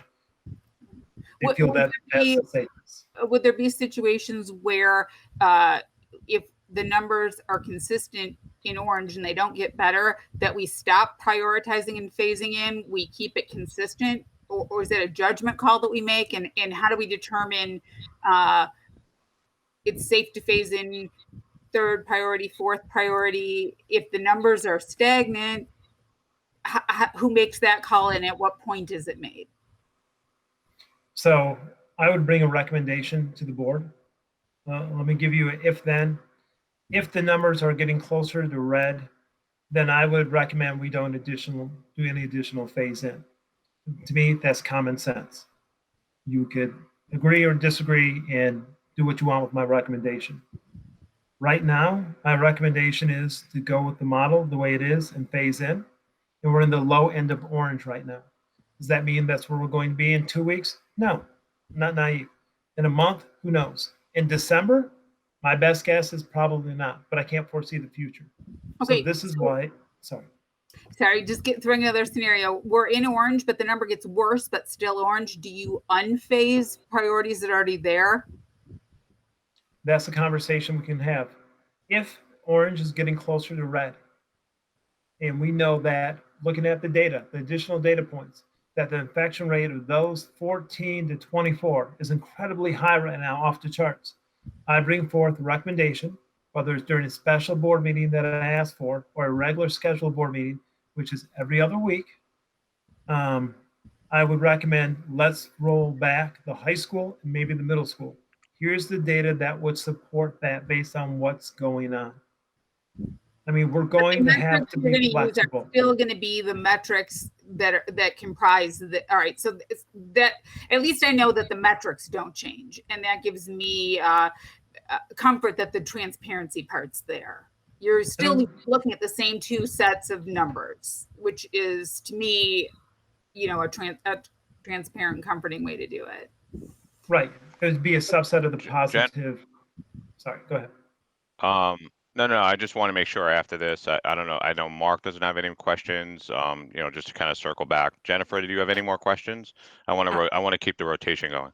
Yeah, no more questions. I just wanted to clarify for anybody watching at home that when we say case rate, this is a daily calculated 7-day running average of new cases reported in the county. So it's not exactly the same thing as disease incidence. It's sort of catching the most recent leading edge of disease incidence in the county. And same thing for test positivity. That's not the percent of positives in the population. That's the percent who test positive of those being tested. So I like that metric because it takes away the variable of how many people are getting tested, which we know the data will move when more or fewer people are being tested. So that keeps that data point consistent. And it's the COVID Act now, if you roll back to the slide with all the links, and you dashboarded it on one of these, but yeah, it's the fourth or fifth bullet. The COVID Act now puts both of those statistics very, very clear, very easy to see. Thank you. Thanks, Jennifer. Before I go back to Lisa, Cynthia, do you have any more questions or comments?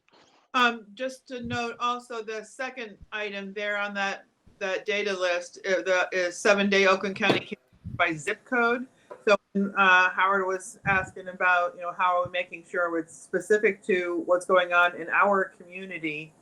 Because I do look at the recent cases by zip code that is in the Oakland County dashboard. And it does bear watching because around the county, it does vary a great deal.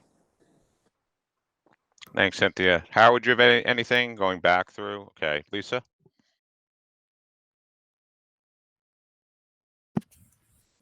I only have one more, I think.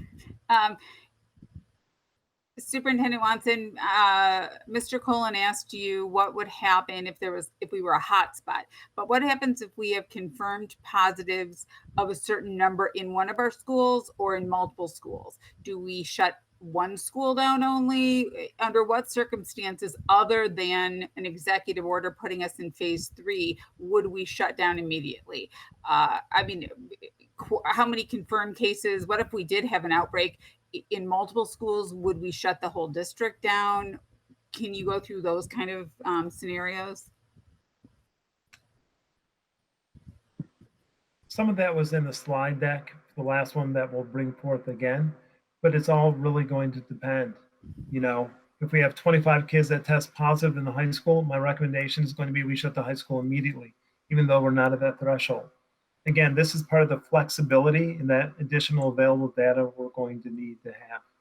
All right, so can we make available to the public some parameters for what we would consider an outbreak of school closing proportion or district closing proportion? I think one of the keys that everyone needs to understand is we have to evaluate everything on a case-by-case basis. And I know that's not clear. I know it's not concise. There's just no one way to do every single thing. And so I don't have a list. I can try potentially to put something together of, if this happens. Oh, Dr. Cook. Well, I was just going to add one of these last 4 links from one of those other states. I can't remember which one, but I was reading them. They have that exact scenario that if then, Lisa, per class and per building, not that we necessarily adopt wholesale, but that's something we could study. Yeah, I liked that. I read that as well, and I liked it because it does give some predictability and it doesn't leave outbreak and is one of those ambiguous words that doesn't really mean anything. So I know we need to be flexible, but at the same time, we have to be transparent. Right. I'm confident we can figure that out. All right. That is my last question on this topic. Thanks. And I think we're done with this topic. So we'll go Superintendent Watson to B, the Bloomfield virtual registration update. Thank you, President Kolin.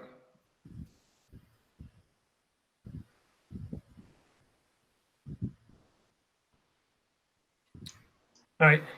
So we're excited about Bloomfield Virtual. We know it's an all-online option for families in kindergarten through 5th grade.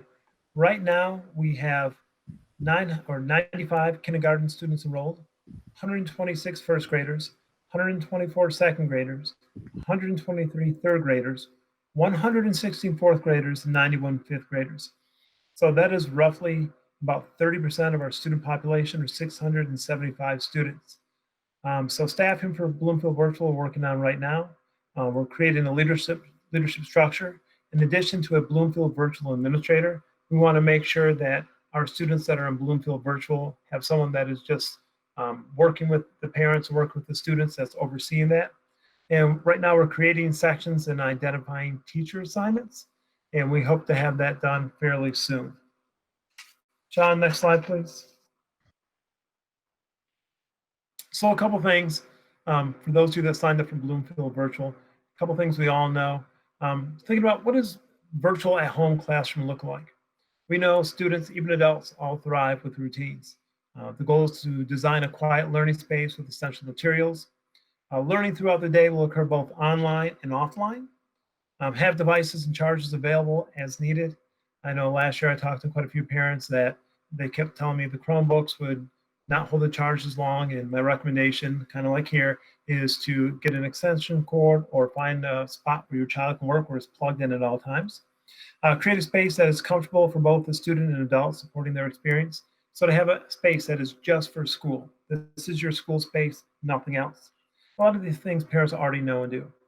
Consider letting your child help you set up his or her space, so there's ownership there. And easy accessibility, storage for supplies is also recommended. Sean, next slide. And we'll pause there. All right, so I'll start the questions. So one thing, I guess, one's a comment just to make clarity on. So Bloomfield Virtual is its own school. So if you're a student, let's just say at Conant, Way, Lone Pine, or Eastover, principals there really are not going to have the answers. As you indicated, you're going to have a separate administrator in the building. That would be their go-to person. So it's kind of be separate. I just want to make that clear for people out there. It's a separate school.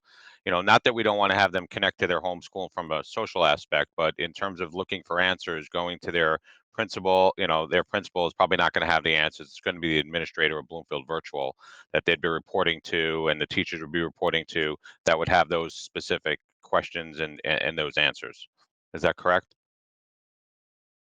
That is correct. And we're in the process of identifying an interim administrator for that position. And then 675 students, we need someone that is fully dedicated to that. Got it. And then the only other question is, I know you don't have specific numbers, but if a certain, let's just say, group of students were from, is the idea to try to have students from a particular building, have them be together as much as possible? You know, when you're setting up the Bloomfield virtual, let's just say 30 students from a third grade Konin class signed up, or 20. It's to try to at least keep as many of those students together as possible from a social aspect. Yeah, that's something we've discussed quite a bit. We plan on doing that where we can. And to me, that's just one of those common sense things. Like you said, if 23 kids from Conant sign up for second grade, we try to keep the 23 together instead of spreading them out throughout the district with students from other grades. So to the extent possible, yes. Okay, all right, and I'll go to Mark. Mark, you have any questions? No questions. Okay, Lisa? Thank you. I know that last week the kindergarten through fifth grade plan was already discussed in a general sort of town hall meeting, and some PTO meetings or meetings with principals were followed up. Can you share with us some of the concerns that were expressed and some of the things we're doing to sort of mitigate some of the worries and concerns of parents? So unfortunately, I had parent meetings during those last two town halls, so I was not able to attend. I know some of the concerns that have been expressed have been directly to building administrators, and they followed up. And I followed up with parents as well. A couple of the concerns was, you know, is there a different hybrid model? How do we land on this hybrid model? That was a couple. And I'll address that when we get to the hybrid plan K through 5 as to the why. How do we get where we're at? All right, so that's really the only concern that the biggest or the only one that you've heard. That's been brought to my attention. Yes, unfortunately, you know, between planning and parent meetings, I wasn't able to attend either one of those town halls. Any other questions, Lisa? That's all. Jennifer? All right, this is a nitpicky question that pertains to both the virtual school and the distance learning while we have it for the younger children. I thought I remember reading in our materials somewhere that it was going to be like one login to the computer for the entire day. Is that, did I understand that correctly? Just to try to mitigate the technical issues that the younger kids might have? I believe so. Todd, can you confirm? I believe that is my understanding.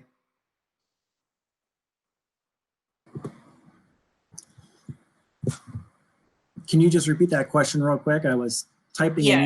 it out. Yeah, sure. So, you know, trying to think about being more progressive with some of the challenges we had this spring. I thought I remember seeing in our materials that for the younger kids, while they are on a computer, either virtual or distance remote, that they would be, if say they had to go into Zoom or Google Meet for synchronous, that basically they were going to stay logged into one place like the whole day, so they wouldn't have to leave, enter, and leave and enter. Is that, did I understand that correctly? I think I understood your question. You were breaking in and out a little bit, and I think you were referencing whether or not an elementary student would be able to stay logged in for the entire time and then be able to go back and forth. My understanding is that whether a teacher is using Zoom or Google Meet, they would be able to load those meeting sites into like a calendar invite.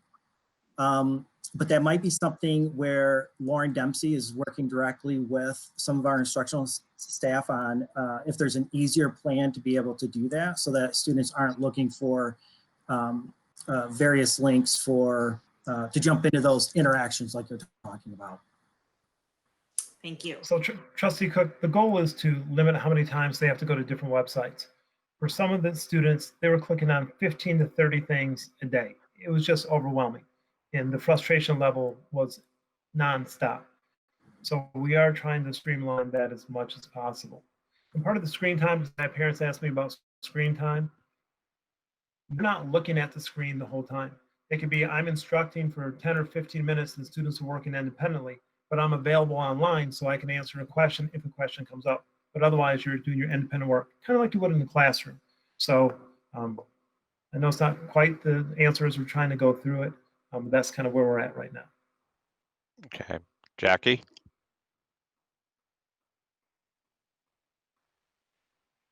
So would you review again the, I know you shared this before, but how would the students get the packets? What is contained in their packets that, because you said they're not going to be on screen all the time, they're going to be working.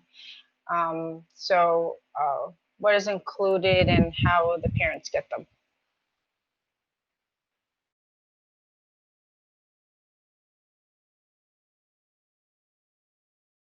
I don't know if, I think Pat froze. I don't know if someone wants to jump in. That froze.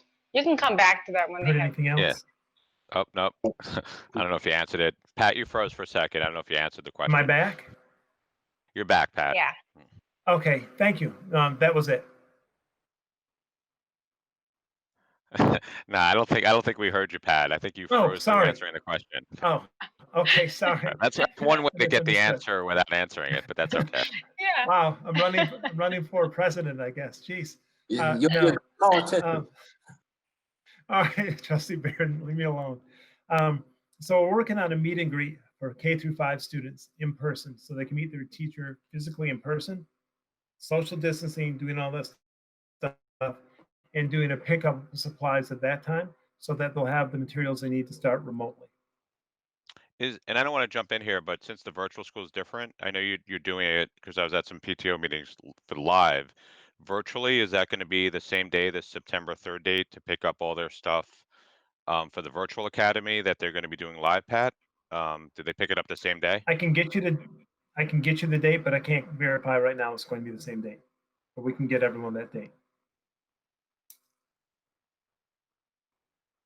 Anything else, Jackie? No, that's great. I think that the parents will be very comforted that their student will be able to meet their teachers. I know I've heard that, and that they will visually see other students in a social distancing way. That's great. Thanks, Jackie. Howard? No questions on this section. Okay. Cynthia? So early in the development and the thinking of our virtual programming back in May, I guess, one of the ideas that was your conversation was how our virtual academy could take advantage of our natural assets in the school district, the farm and the nature center, and incorporate those assets to the learning plan. And I wonder if that is still something we're going to try to do. I realize that, visits, whether they're virtual visits or in-person visits, will obviously depend greatly on the conditions of the pandemic. But I'm hoping that we can still find ways to incorporate those assets into the programming. I think it is a special thing that Bloomfield Hills can do that not everybody can offer to our kids. You're correct. I'll turn it over to Todd. Hi, Cynthia. You're absolutely correct that we really want to be able to leverage the Farm and Nature Center. And we have some people that we've been connecting with throughout the summer months, as well as try to implement some of that design into the lesson frameworks. Our top priority, though, this summer was making sure that we had the content ready to go and building into that. And then our plan is, as soon as we have an identified Bloomfield virtual administrator, we're going to be connecting that person with our colleagues at the Farm and Nature Center to make sure that we roll those conversations together into September, where we look for those opportunities. We'll probably be leaning towards those type of connections more heavily the younger the child is, to help keep that engagement alive and well. But that definitely is on our plans. We think that's going to be a great experience to be able to dovetail that together.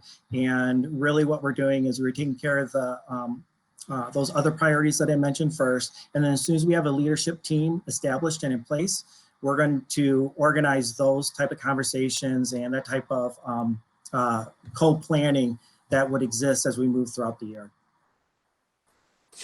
Great, thank you, Todd. Okay, I have just a follow-up question, and Lisa has a question. So Pat, let's just say at Lone Pine, the average classroom size right now live would be like 19 to 21. Well, what is our class size estimate for the virtual academy? The same as in the building. We're trying to keep the same type of class size based on the parameters that the district has set previously to me arriving. Okay, all right, thanks, Pat. Lisa? Okay.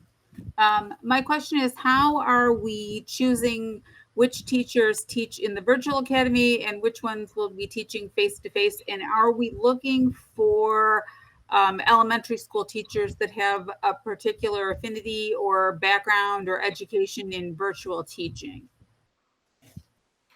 So Kelly, do you want to comment on that a little bit?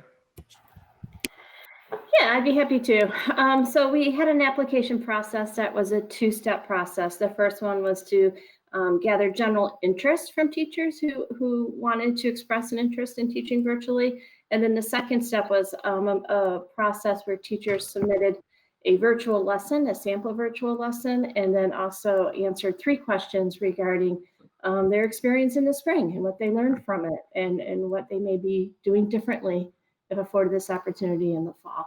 So that process has been complete, and we're reviewing those applications now, and we're selecting people both the end of this week and beginning of next week. Okay. One quick follow-up.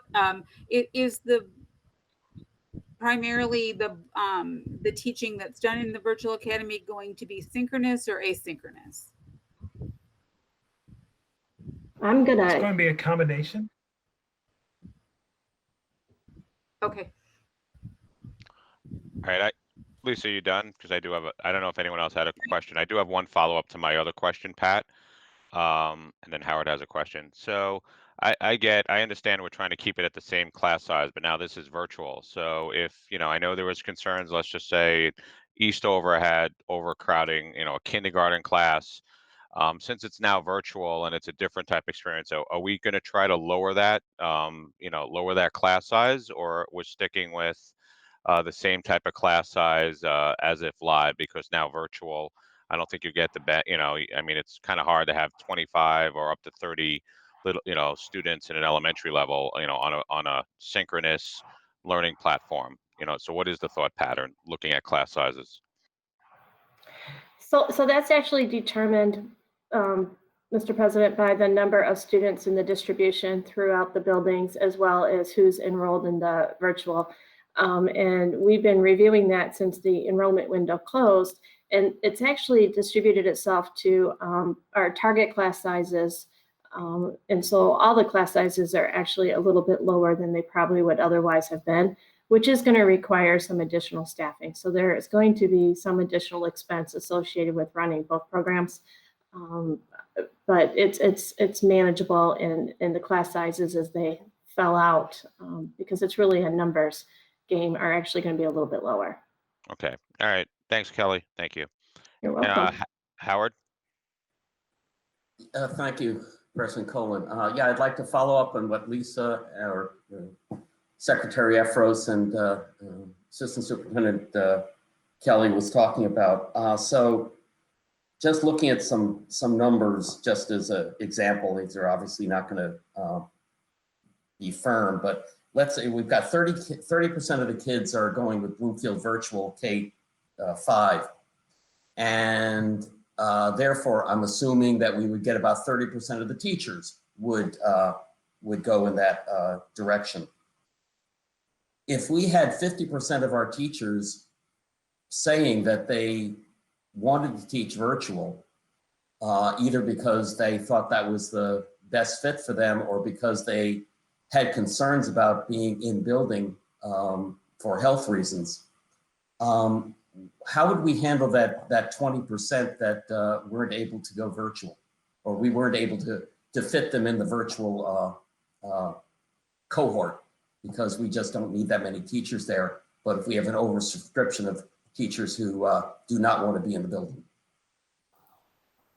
So fortunately, Trustee Barron, the number of teachers who express an interest at the K-5 level is about in alignment or a little bit less than the number of positions that we have available. The larger concern would be at the secondary level, because we don't really have a purely virtual option. For those few teachers who are in that situation, I'm working with them directly, going through the various options they have available, including if it's their own personal underlying health condition, any accommodations they could possibly qualify for under the Americans with Disabilities Act. So we're working through that process, and I feel confident that we can meet the majority of everybody's needs. Thank you very much. And I don't know if anyone, I do have one final question, just to the extent, again, similar Pat I asked earlier. So if we have a certain amount of students, and then we have, let's just say, East over X amount of students, are we going to try to match up? I know it's a different school. Are we trying to match up specific building teachers with cohorts of students from the same building, if possible? And I can answer that question. Okay. All right, Kelly, then. All right. I think Superintendent Watson may have froze. I understand we're having Google challenges. Yeah, so we are trying to be very intentional about using an appropriate, proportional mix of staff from those buildings that had students enroll. To the extent we're able to, we're going to try and keep people somewhat arranged as a geographical group, and we may combine in cohorts anticipated under our bond proposal as well. So we can keep folks together to the extent possible. We're going to try and do that, and we're not going to try and draw people from more from one building than another. We're going to try and make sure we don't lopside anything. So we have a good mix of both virtual and in person. Great. Thanks, Kelly. At this point, I don't know if anyone else has any other question. If not, then we'll move on to return to face-to-face presentation. Superintendent Watson. Thank you, President Kolin. Sean or David, can we get to Bloomfield Preschools? David, you're back.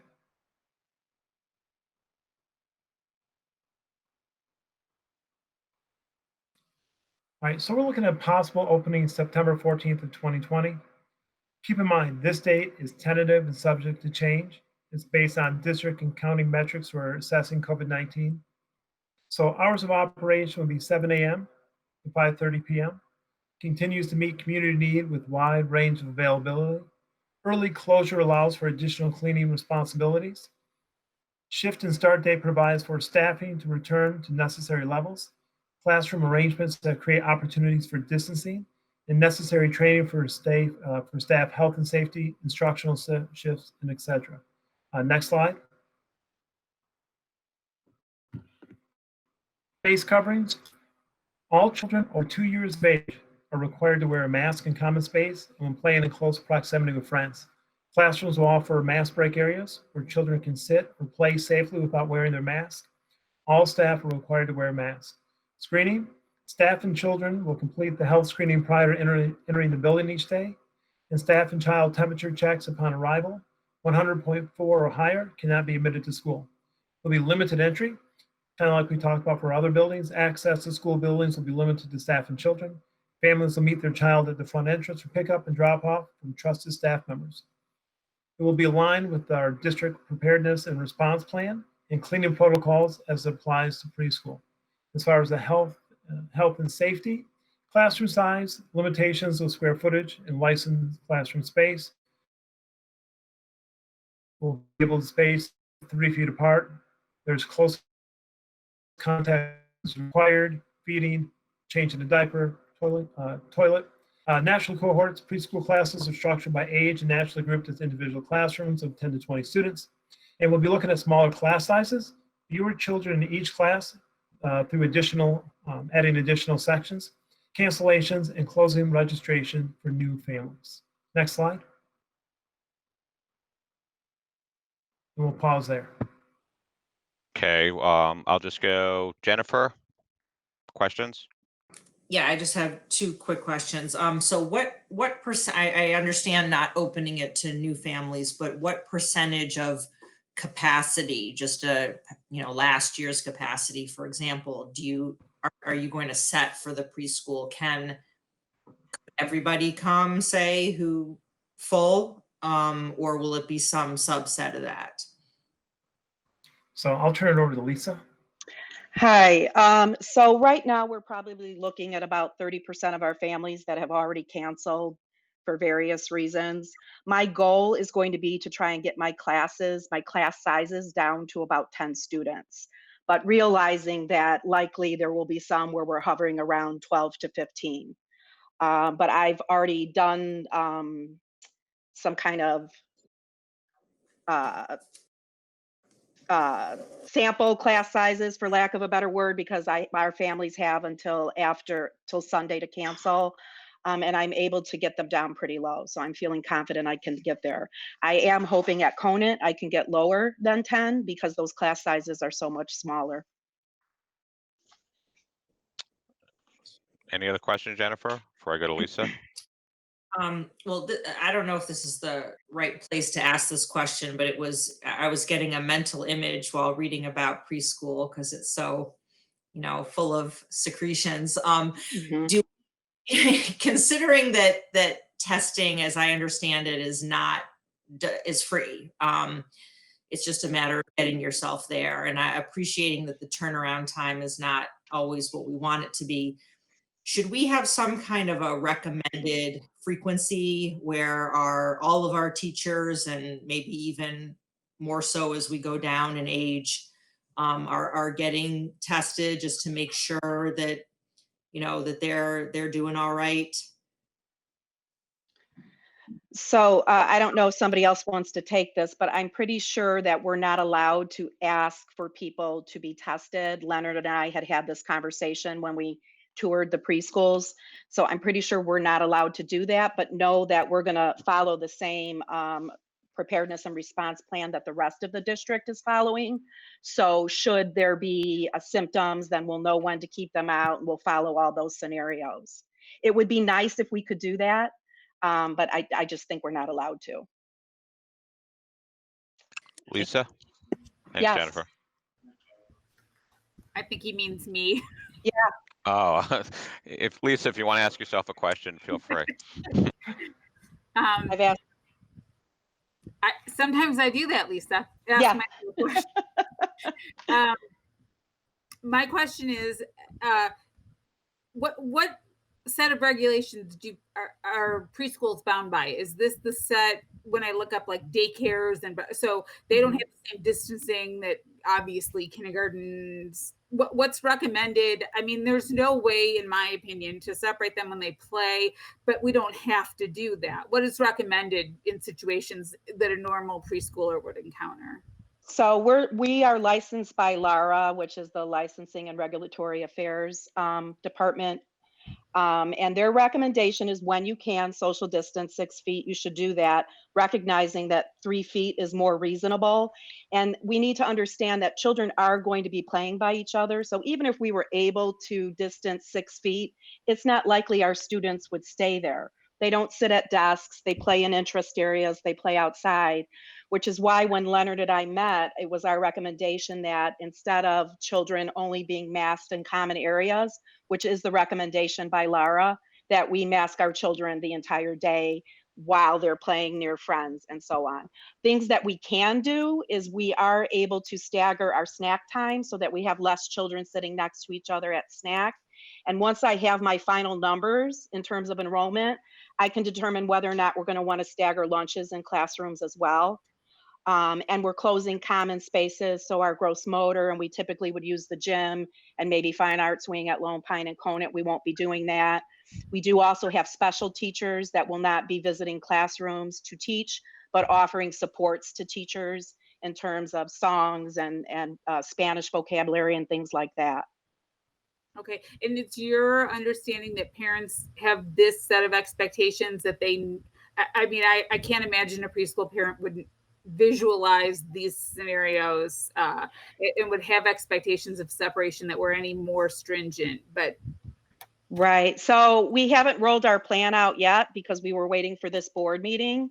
So that's why hopefully as soon as this is over, if we have approval to open, we'll roll that out, and we're giving them some time to make a decision if this is what they're comfortable doing. You know, the flip side to that is I have so many families that are essential workers that haven't had care since March, and, you know, they're really looking to get back. So, you know, I do think we'll have some additional cancellations once the plan rolls out. We'll just have to see where we land. Okay. We can get back to people. Mark, do you have any questions? No questions right now. Some of mine were asked and answered, and my only other question, maybe this is for later, is, you know, when in terms of a recommendation of when are we looking open? Because I know that's a concern of a lot of our families. And maybe I don't know, Pat, if that's something you're going to go through later, or if that's something you want to. No, the recommendation is for September 14th, 2020. However, that date is tentative and subject to change based on district and county metrics for assessing COVID-19. Okay. All right. Those same metrics will apply for the preschool that we talked about earlier. That is correct. Okay. Okay. So the 3 weeks would start as of today, and it would hit September 14th, my understanding on the math. So if we're in that orange phase, then we're good to open preschool, my understanding. That is correct. Okay. For red, my recommendation is every aspect of the district is shut down. Got it. Okay. All right. After me, Cynthia. Yeah, so I have a couple of questions. You mentioned the gross motor area will be closed. I hope that means that you'll be doing a lot more outdoors. Yes, so a few things are happening. We're going to get some tents for the preschools as well. And at Kona and Lone Pine, the preschools will have their own tent. And we are obviously going to encourage as much as possible to bring things outside. We're also very lucky that where all of our buildings are, we do have a lot of school grounds. So even if the actual playgrounds are being used, and there will be a schedule, so there's only one class on the playground at a time, one class in the tent, that there is other areas that our teachers can go to bring snack outside or bring their small group outside. So you can build in some mask breaks for the. Absolutely, yes, absolutely. So I'm very happy to know that we are trying to provide this child care for our kids, but having just had an experience as a grandmother of a grandchild in daycare who immediately got a phone call saying, oh, she's got a fever of 102. Parents immediately went and got a COVID test, and then everybody kind of froze, so we waited for the results of the COVID test. It just seems to me, it turns out to be roseola, a typical childhood issue. We know that young children get temperatures and get ill, pretty easily, unfortunately. I fear that if we consider the protocol that we looked at our last board meeting, that we might end up needing to close the program down multiple times because of the number of children in quarantine. Yeah, I mean, we do run that risk, right? Once we open, because if somebody does test positive, then we are going to have to be looking at closing those classrooms down and possibly the entire building. But I think that every layer that we put in of protection is going to limit, or it's at least going to reduce the chances of COVID coming in. So the fact that we're taking temperatures, which is not a requirement by Lara, but we're going to do that. It's a requirement for staff to have their temperatures taken, but not students. It's not a requirement that students wear masks, but we're going to ask that they do that when they're playing in close proximity. We're also going to provide face shields for any staff or students that medically are not able to wear a mask. So while we know that you really shouldn't use that instead of, but at least it's a layer of protection for those that aren't medically able. So I think the more layers of protection we put in will reduce that risk. The cleaning of the toys, the taking out of manipulatives and toys that don't clean, easily, staggering our lunch, staggering our snack, and going out as much as possible. I think that will help us along. Thank you, Lisa. Sounds great. Thanks, Cynthia. Howard? Thank you. Yes, I have two questions. One, so from what I'm seeing in the slides that Superintendent Watson gave us, there is no virtual option for these young kids? Right, correct. This, at this age, this really isn't how they learn. They learn hands-on, they learn in interest areas. They need that face-to-face contact.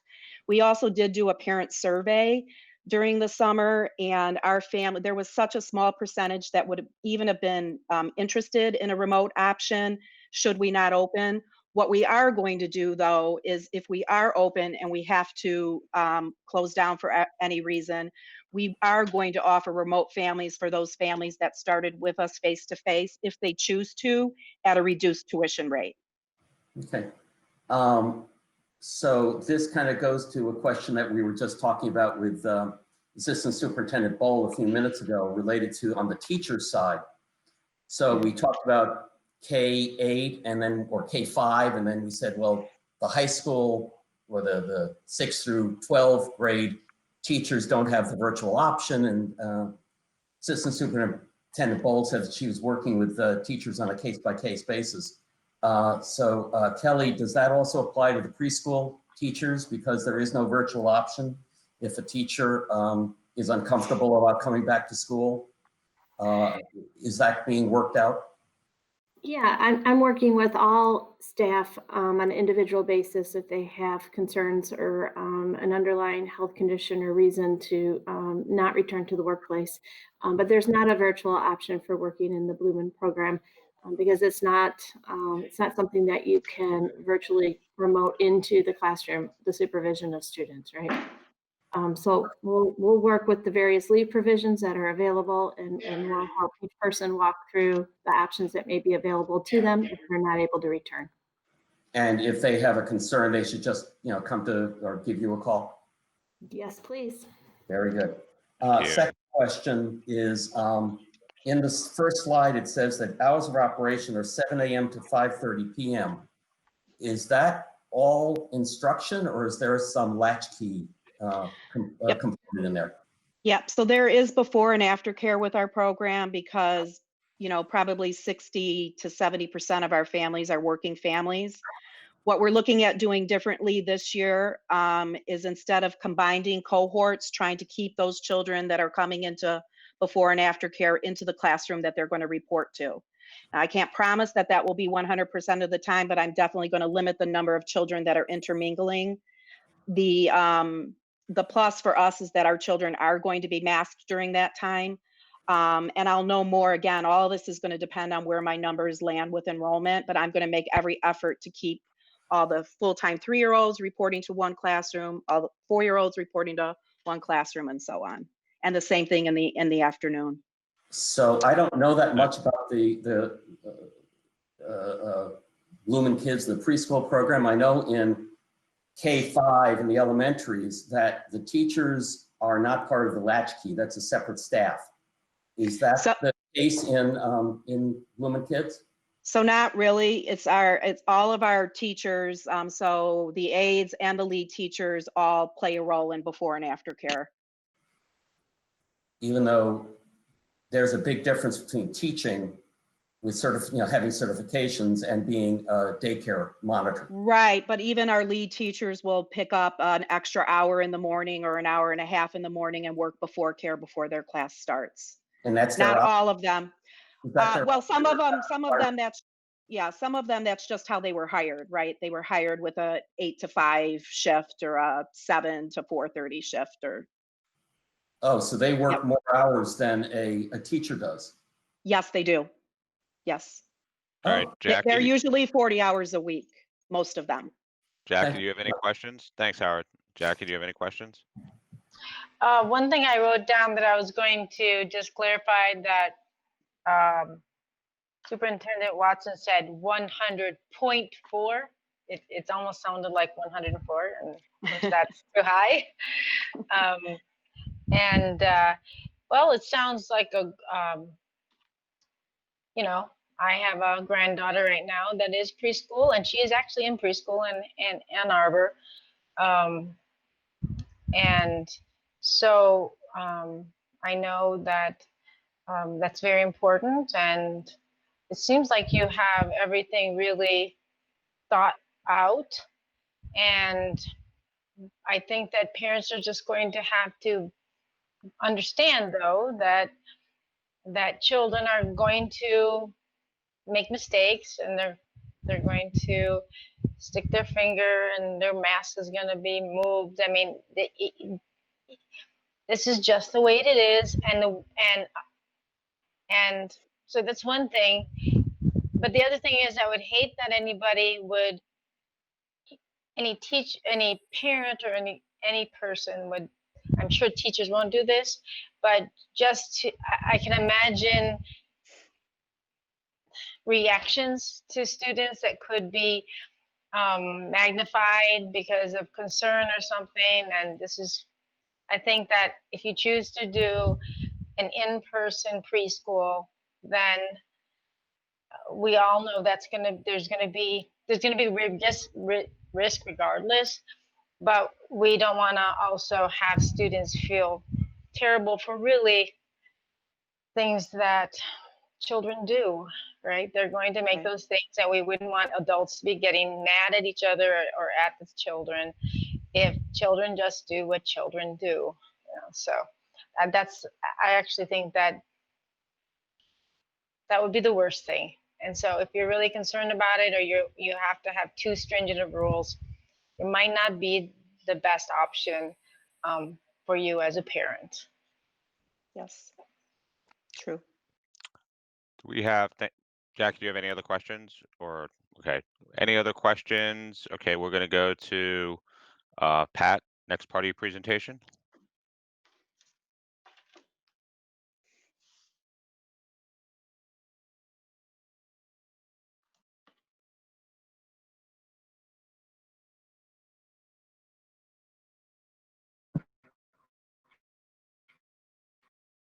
All right, David or Sean?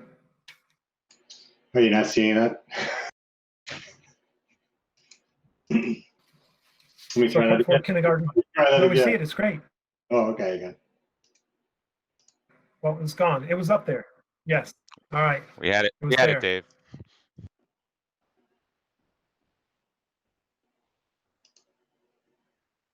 All right, we'll try that now.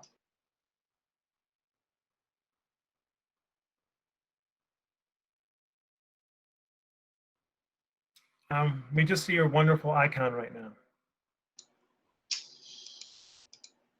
All right. We're going to try it again. We're having clearly some technical problems today. That's okay. Take your time. We got all night, right? Right, Dave? The night is still young. Yeah. As a We haven't note, hit I specific was time down informed. the clock yet, so we're good. Google is experiencing difficulties. All right, Are you- part 4, you kindergarten seeing through it 5th grade. We see it. Can you go forward one, please? So this is the sample of the K through 5 distance learning sample as far as the schedule. So starting at 9:05, there'll be check-in and connections. Math is then at 9:25 for 60 minutes, at least 30 minutes of synchronous. And this is part of the questions that's come up. Are they just looking at the screen the whole time? No, so 30 minutes roughly would be that introductory lesson. And then for math, and then students will be working on their own. But the teacher will be available to answer questions as needed. A break, 10:25 to 10:35. Reading, 60 minutes, 10:35 to 11:35. Lunch, recess, 11:35 to 12:25. Writing will be for 45 minutes, at least 20 minutes synchronous, the rest students working on their own. Break from 1:10 to 1:20. Then an academic block for 45 minutes for science, social studies, and word study. At least 20 minutes of synchronous facilitation at that time. And then the specials and independent work will be at the end of the day, and that would be asynchronous learning. Next slide. So I want to spend some time on this because I've received quite a few questions and emails about how did we end up with an A and B half-day rotation, especially because this is something we hadn't sent out earlier. So when we decided 2 weeks ago that we needed more information before we could go back to school, and we needed metrics and other considerations, it brought me back to something Kelly said before. And Kelly Bowles said, safe practice before best practice. And so when we looked at what the safest practice is going to be, this is one of the reasons we came up with this model. And let me explain some of the reasons why. One of the epidemiologists I talked to today explained COVID to me this way. He said, Pat, imagine you're a kid and you're blowing bubbles. And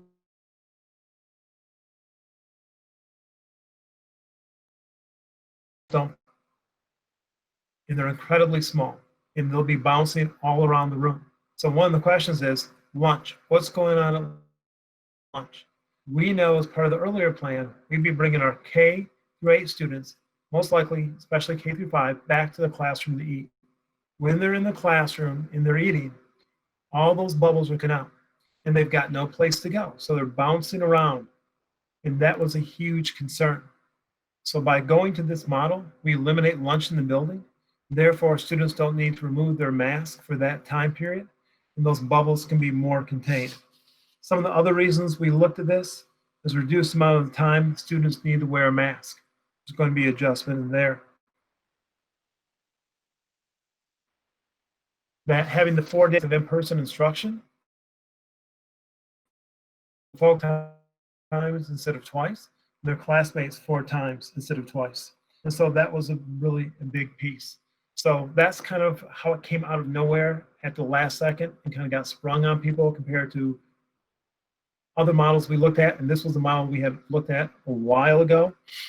But that safety piece really hit home with me, and that analogy of the bubbles constantly floating around. When you take away lunch, it definitely makes it so it's a safe practice. But instructionally, I would argue that there's a better model, but I couldn't argue it's going to be a safer model. David, next slide, please.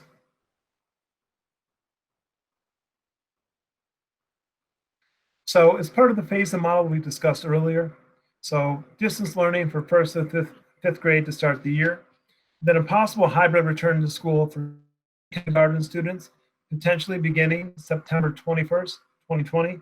Again, the date is tentative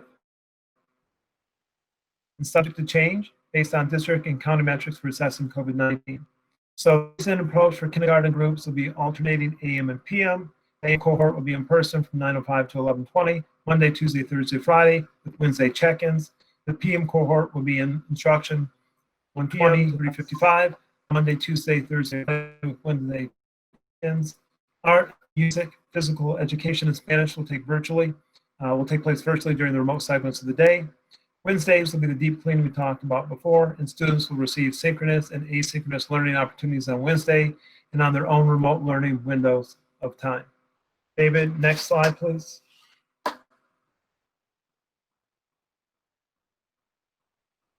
And then we'll pause there. Okay. All right. We'll go back to the same rotation. Jennifer, questions, K through 5? Unmute myself. Yeah, that is so we saw the distance schedule. Is the virtual, for the virtual academy, I know I've seen it in the past, just not this week. Is it basically a similar schedule through the day? It's similar. I can't tell you if it's exactly the same off the top of my head, but I can get you a copy of that first thing in the morning. Okay, super.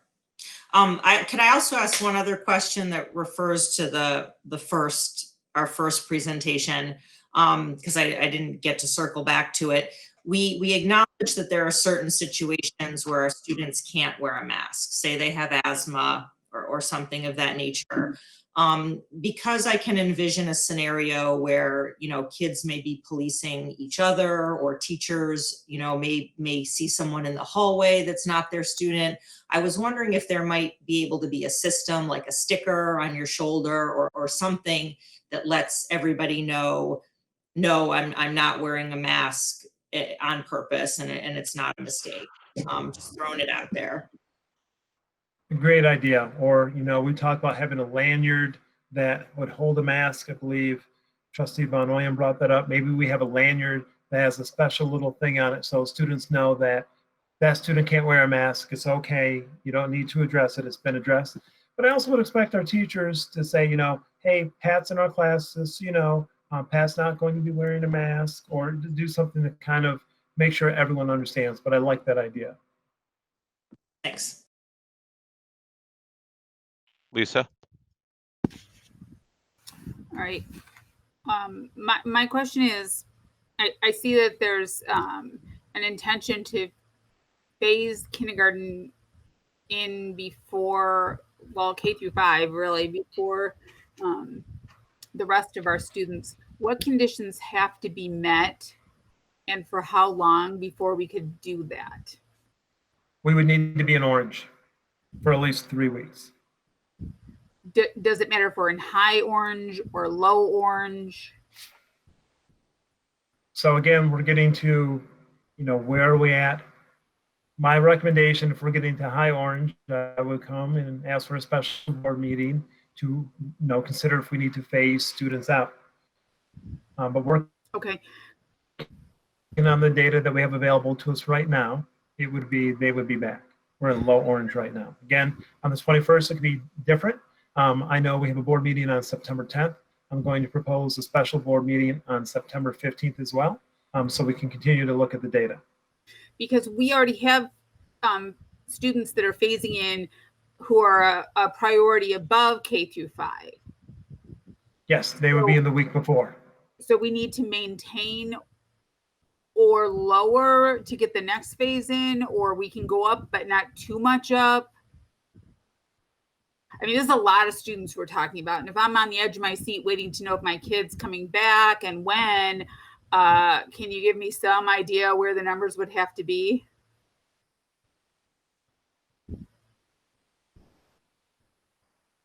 Pat, I think he froze. Leonard or somebody want to jump in until Pat comes back? Hi, yes, I'll jump in. Not to put you on the spot, but it was a health-related question. Oh, you're fine. So Lisa, if I'm understanding you correctly, you just like to know where we need to be to look at bringing in more students. Well, we're in orange now, so I know this is one of those sort of gray areas where we can phase in students or we don't. I don't know. And this is a lot of students. This is K through 5 that are all phasing in at some point at the same time. What, where do we have to be in this orange to get students back? Do we want to be in low orange? Do we want to maintain the number that we are in orange? Obviously, if we go to yellow, then we can phase them back in. But I don't understand, if I'm a parent of a third grader, how do I know when my kid's going to be able to go back? How do I have any idea of when? Right. Yeah. No. That's a good question. And pretty much, like I said, we're assessing each color by priority. We know that there's a higher priority for students to return back in person at the preschool and at a younger age level. So that's why we kind of identified them first as the group to try to target to phase these students back in. There isn't, to answer your second question, there is no exact level, high orange or low orange. Orange is orange in our eyes. 10 to 24 cases per 100K is considered orange. So certainly wouldn't want to move up. And would bringing back K through 5 too early jeopardize some of the earlier phase-in students?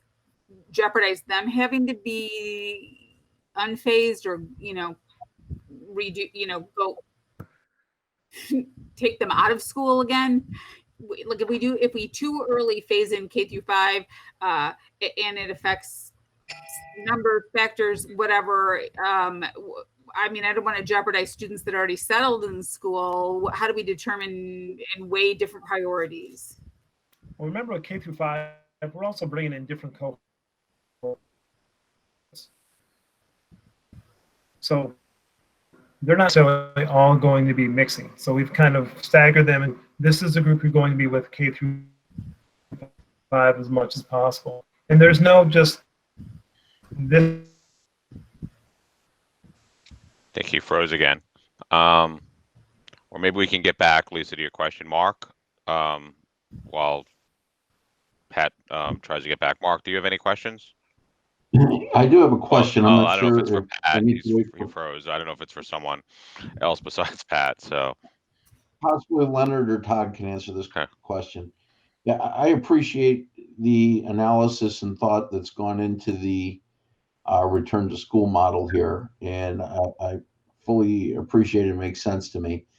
However, if I were to overgeneralize for the parents who want their kids to be back in school, overgeneralizing, some parents would prioritize and say, I want the kids to be back in school for the educational reasons. And there's some, and I certainly respect the position, need their kids to be back in school for employment related reasons.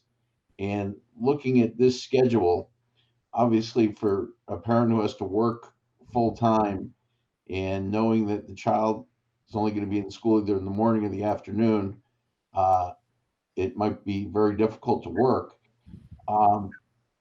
If I understood I think we called it the rainbow or the Harvard chart, earlier, the only time we're going to have K through 5 back in school full time this year will be when we're in green. Is that correct? No, we could have K through 5 back. I'm sorry, back full time. Yes, would be not just in green, but we could look at it in yellow.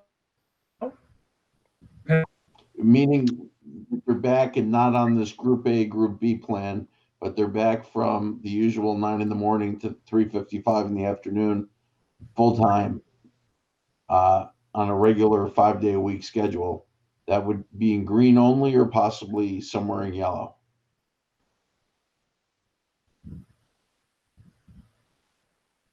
Face to face. Pat, I apologize.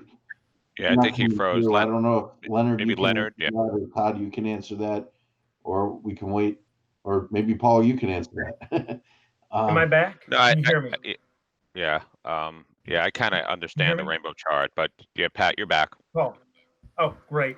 So in green, everyone's back full time. In yellow, we can consider hybrid and face-to-face return full time in yellow. So for a parent who's saying, when can I count on my kid being back in school from 9 to 4, 5 days a week? The answer is no sooner than green. The answer is no sooner than consistently in yellow with a downward trend. So as we have these 2-week updates, part of the updates, at the board meetings will be, here's where we're at as far as the rainbow chart or whatever we want to call it now, the Harvard chart. Here's where we're at. Here's where we're currently trending. And then we want to give people 2 weeks notice. Okay. So it is possible to be in school all day, 5 days a week, somewhere in the yellow range, depending on trends. Yes. Okay. That's what I wanted to know, because I think a lot of people are going to have that question. Thank you. All right. Thank you. We'll get back to you, Lisa, and we'll go through the rotation. So I have 2 questions. One is academic. So let's say we get in orange, we go back on a hybrid, and students are back, and some of the students are students with IEPs. Can Jennifer or someone explain, how that's going to work in terms of the half day, in terms of getting all of those services that those students are entitled to? Both while they're remote, and also when they get back in the building.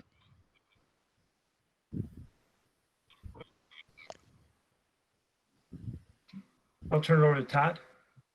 Sure. Jennifer's Oh, on. I'm here. Good evening. Oh, okay. Oh, hi, Jennifer. Sorry. Hi, Pat. Actually, the special education students, depending on what program they're in, may not be following the same schedule. So students who are in the self-contained classrooms, and we'll talk about that a little further on, would likely be following a different schedule than students who would be receiving resource room support or ancillary services. Yeah, no, I understand that. I'm asking about people who are with the general ed populations with IEPs that may not be going back in a self-contained classroom. How are they going to get those services while remote, and then when we go to a hybrid method? Sure. So the resource room. I mean, we have a separate section just on special education. Maybe we defer the questions on special ed until we get a few more slides into it. Fair enough. I mean, she could think through this, and I could ask it later. Or she was going to answer it now, but I if can you do want either one. to, that's fine. We can focus on special education later. My other Okay. question is, how is Latchkey still going to, once we go back, let's just say to hybrid, are we still going to have Latchkey in the building for those parents? And then getting maybe as a follow-up to Mark's point, are we looking at any sort of child care options for those families as well in the building for either the morning or the afternoon? So you could just answer that. Those will be my questions for now.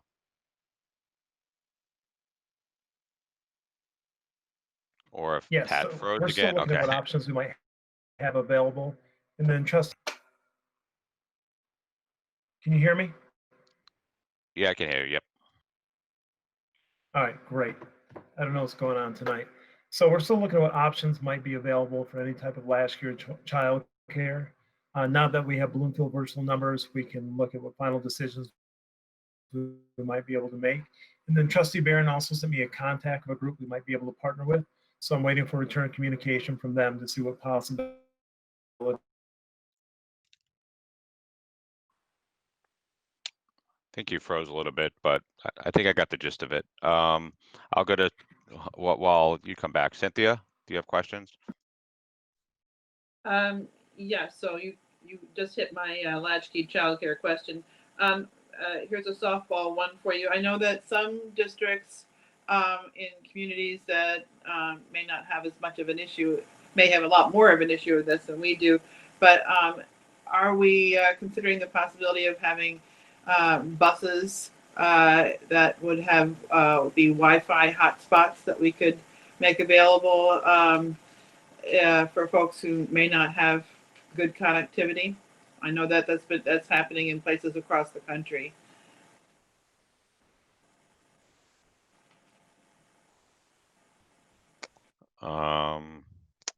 Pat or Todd or someone? Sarah? Anyone? Bueller?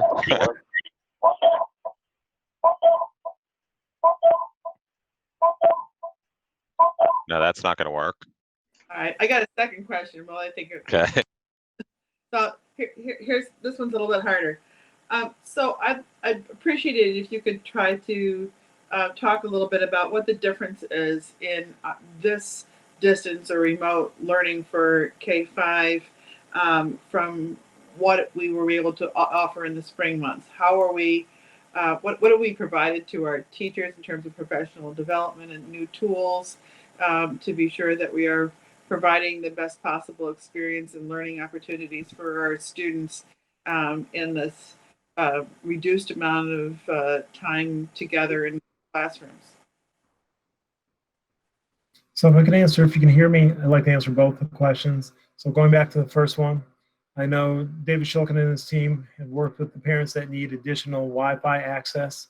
And so all options are on the table, and we had a lot of success troubleshooting that back in March. As far as PD and things like that, if it's okay, that's part of our presentation a little later. If we could do that and then potentially take questions afterwards, if that's okay with you. Absolutely, thank you. Thank you. Anything else, Cynthia? Howard?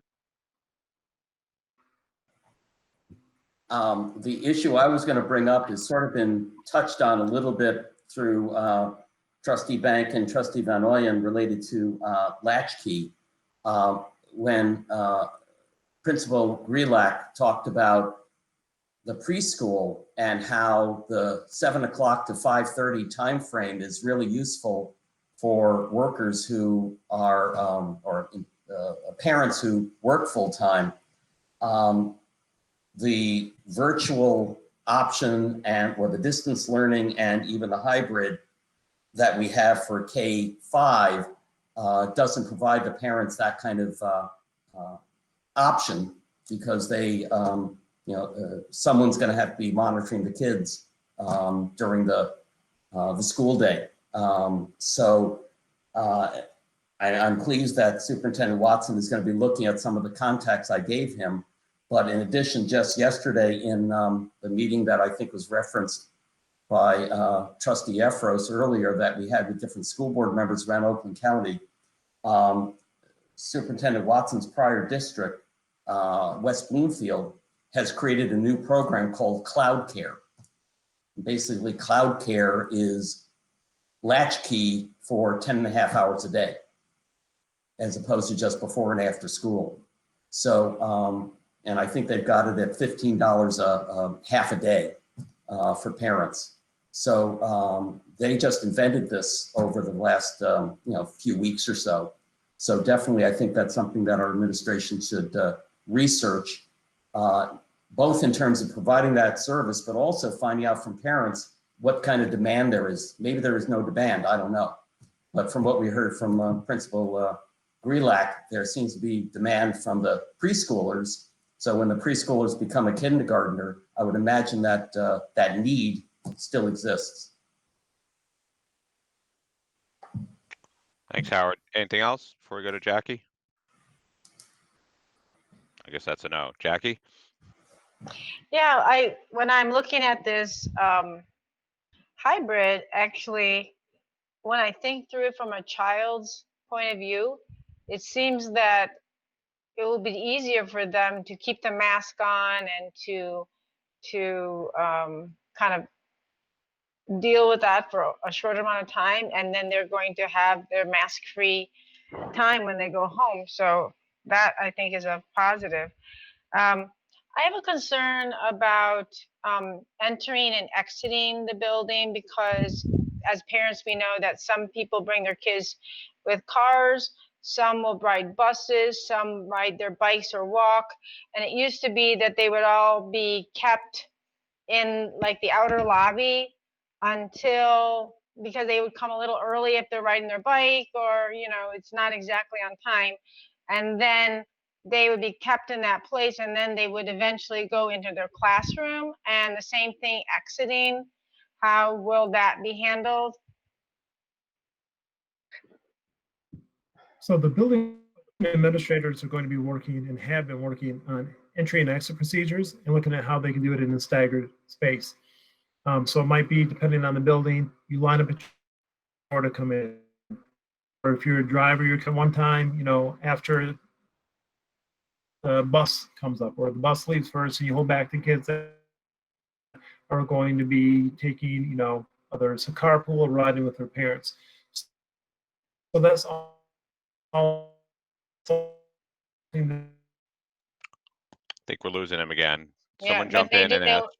Do they go directly then to the classroom? Oh. I'm guessing. So that's part of what we're working on vetting right now. Okay. It will depend with the hybrid model we're looking at. That's what we're working on right now. Remember, we just settled on this hybrid model a couple of days ago, so the building administrators are still working on that. Okay, that makes sense. And I'm sure you'll be able to manage it. It's just choreography, right? So I'm Right. It'll be a dance. Yeah, that's what it is.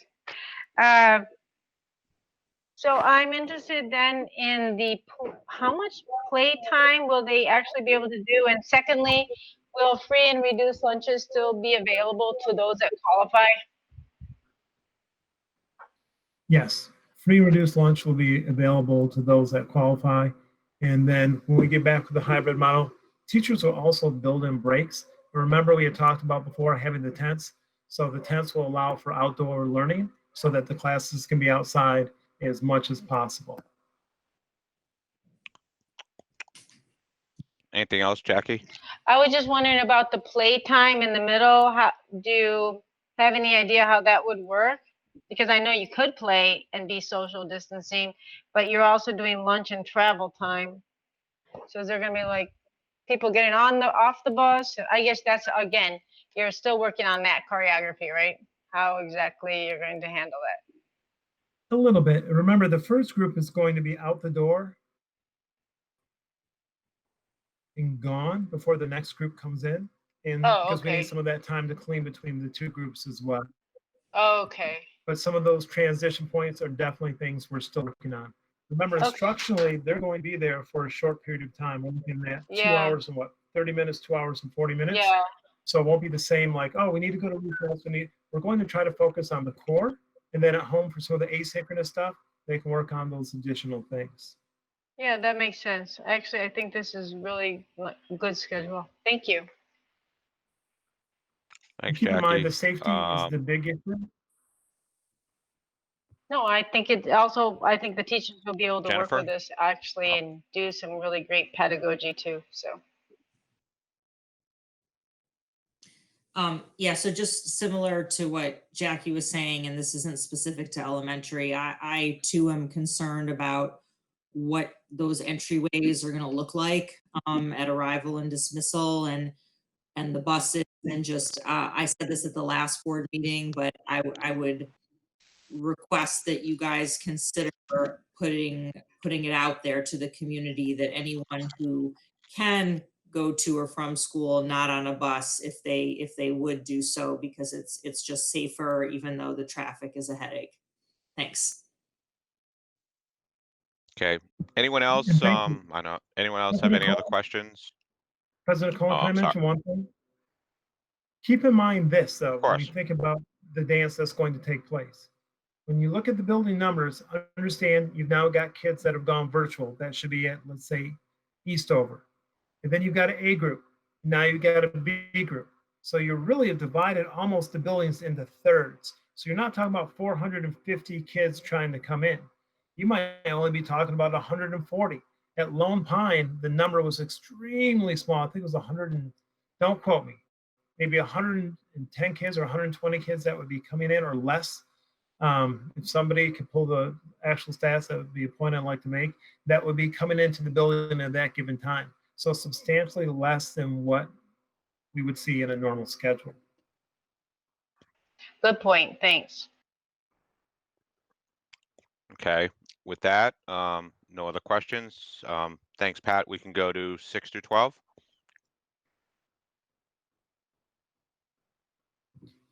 David?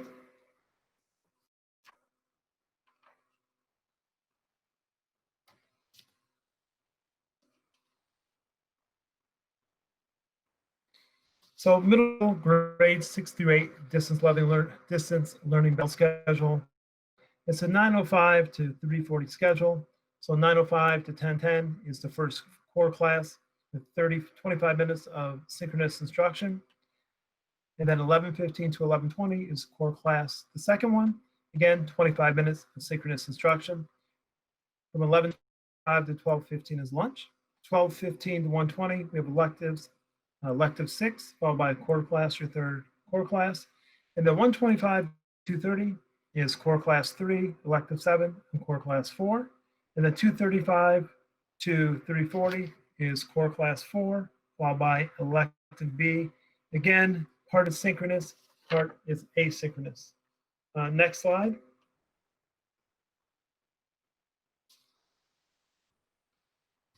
The hybrid model is going to be similar to what you saw for the elementary as well. A lot of questions have come in about how we're going to cohort K through 8. It would be alpha, so that those in your family members, those that are in your family would be able to attend school on the same day at the same time. Keep in mind the bubble analogy I gave you. The goal is to get them out before lunch because we don't want all those little bubbles in the room going around. Again, best practice. Next schedule. So the distance learning schedule for the high school. First and second hour is going to start at 8:55, Monday, Tuesday, Thursday, and Friday until 10:25.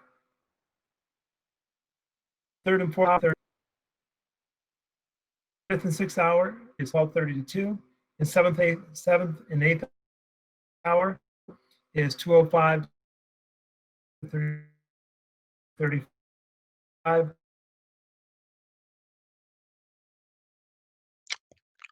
I think you froze there. Anyone want to step in? Sarah?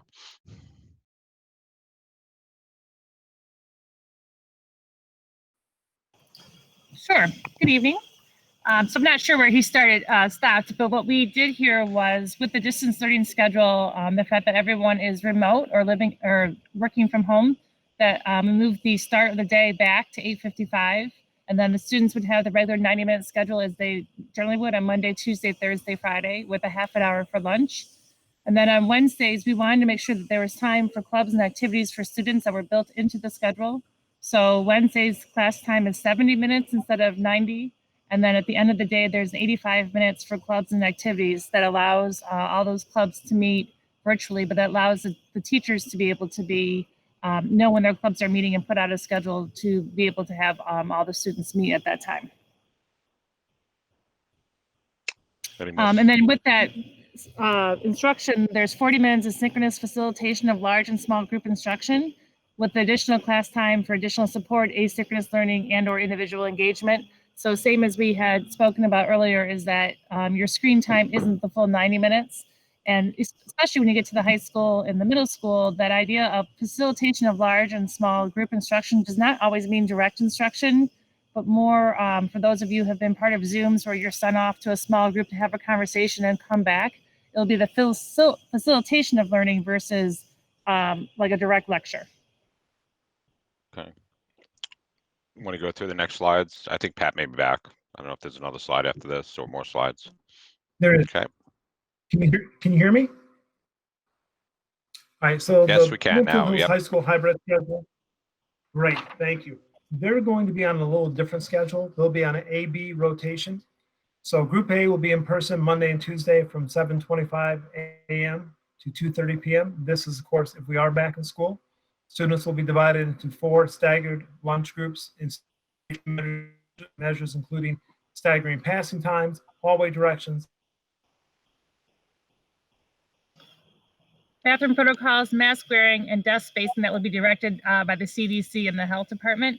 And then in the afternoon, or then on Thursday and Friday, they'll do distance learning. But it's important to remember that both high school students and middle school students have the option to remote into the learning at any time throughout the year. So if you are in cohort A and it's Monday and you're not feeling comfortable to come to school that day, you would just stay at home and you would remote into that classroom. And I believe Matt McLeod, is he on, Pat, to talk about this, or did that not end up working out? Yes, he was earlier. He was a couple hours ago, so he may have left, watched the Yeah, basketball game, and came Matt, back. are you there? There he is. I saw his name pop up. Sorry, Matt. So Matt, while we're here, why don't you speak about that remote interlearning and what that would look like? Sure. Yeah, this is something that's both pretty scary but kind of exciting to us. I know at the last board meeting there was a huge conversation about how we could make like live streaming work. And you know, the challenge we had is live streaming as it works with a college class isn't necessarily the same as it is with 12-year-olds or 13 or 14-year-olds. So we have this plan in place. And I'm here just to kind of assure the board that the BHA understands the community needs a virtual option that provides all the course offerings. You know, kind of the challenge for us is no one's ever done this before, let alone have we done it. And moving certain classes virtually is going to be really tough. You know, there are certain classes that we didn't necessarily put in the virtual school because we felt like they wouldn't necessarily move over very easily. You know, we're concerned a little bit. You know, we're concerned about how this is going to impact our ability to connect and engage with our face-to-face students while we're also providing that two-way interaction that's really important in the virtual setting through PPE. But we do believe that this hybrid model that's been proposed, it's really workable. We think this hybrid model is pretty much the one way we feel confident that we can accomplish this really challenging task. You know, by limiting the number of students in person and giving kids the option to stay home and still work with us remotely, we think that it's gonna work out as best as it can. You know, the biggest thing that I wanted to share on behalf of the BHA with the board and the entire community is that, you know, just like always, our teachers will make the extra effort. We're going to do whatever we can to make this as successful as possible. But of course, as we see with tonight's technology issues, my computer went in and out a little bit earlier. We're definitely going to ask for a little bit of grace and patience from everyone, especially in the early phases, as we try to make this plan workable. President Kolin, can I say something? Of course. Yep. So I want to give a sincere appreciation to all the BHEA members for being willing to do this. I think everyone needs to understand that we're one of the few public schools, not just in Michigan, in the country, where the teachers are willing to do this. And let me tell you who wins. The kids win. I can't tell you how many emails I received from students. Mr. Watson, we just want to keep our schedule. We're getting nothing this school year we want. Can we just keep our schedule? I want this IB class. I want to take this class. I don't feel safe coming to school, but virtually I can't get all the classes I wanted. And I'm a junior or I'm a sophomore, or Mr. Watson, it's my senior year. I've been looking forward to taking this class for 4 years, and now I can't because I need to be home virtually. What can happen? And so when I reached out to Phil Liberty and Matt McLeod about it and said, I know it's a huge ask, and I know it's going to be clunky, and I know there's going to be things that happen. You know, look at tonight's example. Google's having, as is Zoom, huge interruptions, and has interrupted me probably 15 times tonight. But for them to step up when most other schools, public and private, weren't willing to step up and provide that for the students, I will be eternally grateful. And when I look at what the survey that our student council put together, as far as what are the top 10 things you want for this school year, number one, overwhelmingly, can I just keep my schedule? That's all I want. I want to keep my schedule, and I want Bloomfield teachers. That's all I want. And so thank you, teachers, for doing it. I know with everything politically that's going on, it's a lot to do because you're stepping out there where no one else would want to do it. And so who wins? The kids win. The kids win tonight, and that's awesome because it might be the only win they get this school year. Thank you. Thanks, Pat. Is there anything else in your presentation before we go through questions? Yes. Next slide, please. Okay. And Todd, be ready to jump in if something happens. Bowers Academy hybrid schedule, modified schedule for all Bowers students, Monday, Tuesday, Thursday, Friday, with beginning September 14th for in-person hybrid. Again, that date is tentative and subject to change based on district and county metrics for assessing. So in-person will be 7:30 to 2:30, and Monday, Tuesday, Thursday, and Friday. And then Wednesday would be distance learning. We believe that Bowers should be in that first phase based on numbers and then making sure we meet the needs of our students. So that's why they're in that next group. Next slide, please. So a little note about the 6th through 12th grade hybrid schedule. If a 6th or 12th grade student or family is not comfortable returning to in-person during hybrid model, all 6th through 12th grade class can be taken through distance learning with the same teacher and the same classmates. And as we talked about earlier, the high school prepared the building with one-way hallways, staggered lunches, and other options as the hybrid model approaches. Final planning will include a survey of the students returning in person to create the safest design. And that also gives the opportunity for those students who aren't feeling well, please stay home. You can remote in, just please stay home. Next slide, please. And then we'll pause there. Okay. All right, we'll start with Jackie.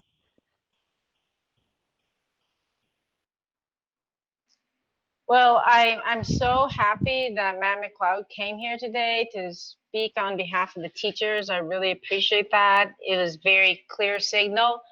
You know, a lot of us were trying to ask that, and we really appreciate that our teachers are willing to take this on. And I know they're going to be just fine. They're going to do, I know it might be clunky sometimes, but they're going to do a great job. I know it. And I'm sure the students really, really appreciate that. You know, it is all about the teachers, really. And the students want to be able to be with their teachers. So I think this looks really good. I guess I don't have any strong questions. They're probably the same questions that I had in the general for the elementary school. You know, and I can imagine there are going to be, I did see that someone was asking about, I do know in high school that, you know, there's certain clubs that the students want to take or participate in. So I think you mentioned it, but how will the students be able to participate in those clubs that that are a big part of high school, I think? Was that online, or is it depending upon who the advisor is? I don't know, since Matt handles about 20 clubs, maybe Matt can talk. Yeah, to Matt, you can tell me. Sure. Matt? Yeah, DECA, Model UN, Quiz Bowl, and they've already been reaching out to me because that's one of the things Yeah. we recognize that kids, Yeah. you know, the clubs are a huge part of that social experience. Huge. So that's why one of the things that is really important to us, you know, when people look at that Wednesday schedule that Sarah was talking about a little while ago, and they say, well, how come we trimmed a few minutes out of Wednesday? That's a big reason behind that, is having that time so that we can support our kids during those club meetings. But I can assure you, I've already had kids reach out to me, and you know, Zoom is a pretty amazing thing. And our kids are doing some really awesome, you know, I'm sure it's no shocker to President Kolin that the DECA kids are already working on their projects. And my Quiz Bowl teams have already been putting together virtual Quiz Bowl. And so, you know, we've really been able to take advantage of some really awesome technology that the district has purchased so that we can support our kids as best we can in this plan that we have moving forward. Great. Thank you, Matt. Thanks, Matt. Thanks, Jackie. Howard? Thank you. I want to echo Superintendent Watson's praise of BHEA and stepping up on the live stream issue that we just were talking about. It was discussed in this presentation when we got to the hybrid option. In the distance learning option, is the live streaming still a possibility? So I wouldn't refer to it as live streaming, it's the ability to remote in. When you say live stream, you're talking about one-way communication. That's it. A student can possibly chat. So by remoting in, you can break them out, let's say Zoom. Not only can they listen in, but I could ask Mr. McLeod a question. Mr. McLeod, hold on, can you repeat what you just said? And then I can also then be broken out, if we're in Zoom, into breakout rooms to collaborate. One thing that we know we need to do is give students the opportunity to collaborate, especially students that have been maybe potentially confined at home. They haven't been social for some students all summer.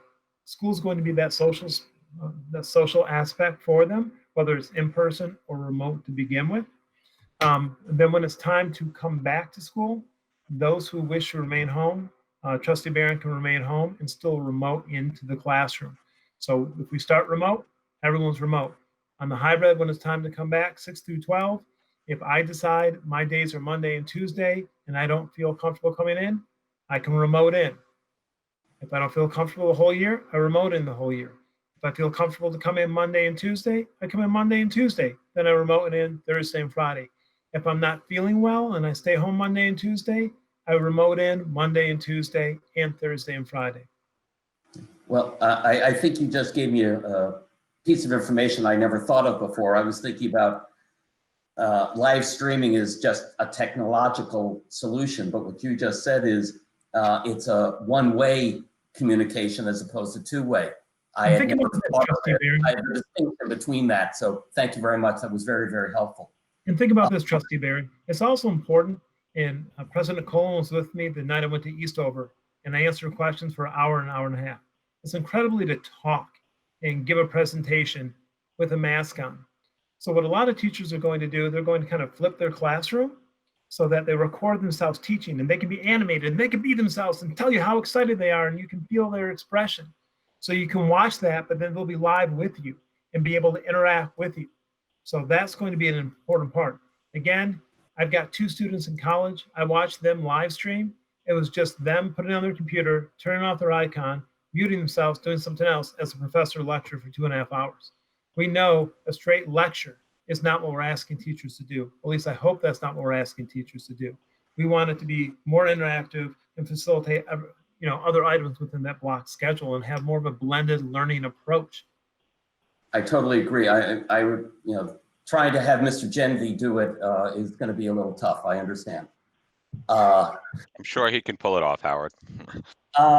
So the second question is, at the last meeting that we had, there was some discussion related to some of the limitations that the IB program internationally puts on us related to virtual.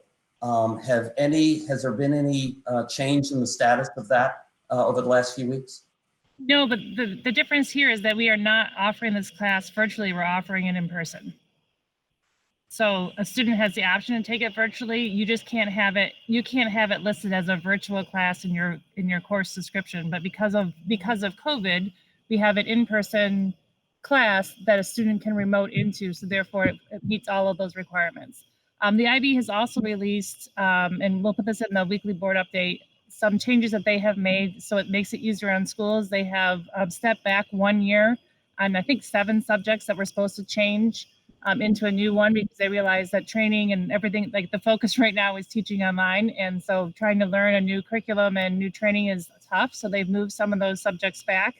And with the advocacy of Jessica Lapone, we have been able to improve our IB scores, and that will be also in your weekly board report that is coming up. So Jessica did a fantastic job advocating for the students that just graduated. And so scores went up. So we are thrilled. So I am no expert on the IB program, but what I think I just heard is it's a non-issue at this point. Exactly, right. As soon as we didn't have to offer it in a virtual catalog, we became clear. Is I guess the best way to phrase that. Very good. I mean, that's a nuance that I don't understand. That's great.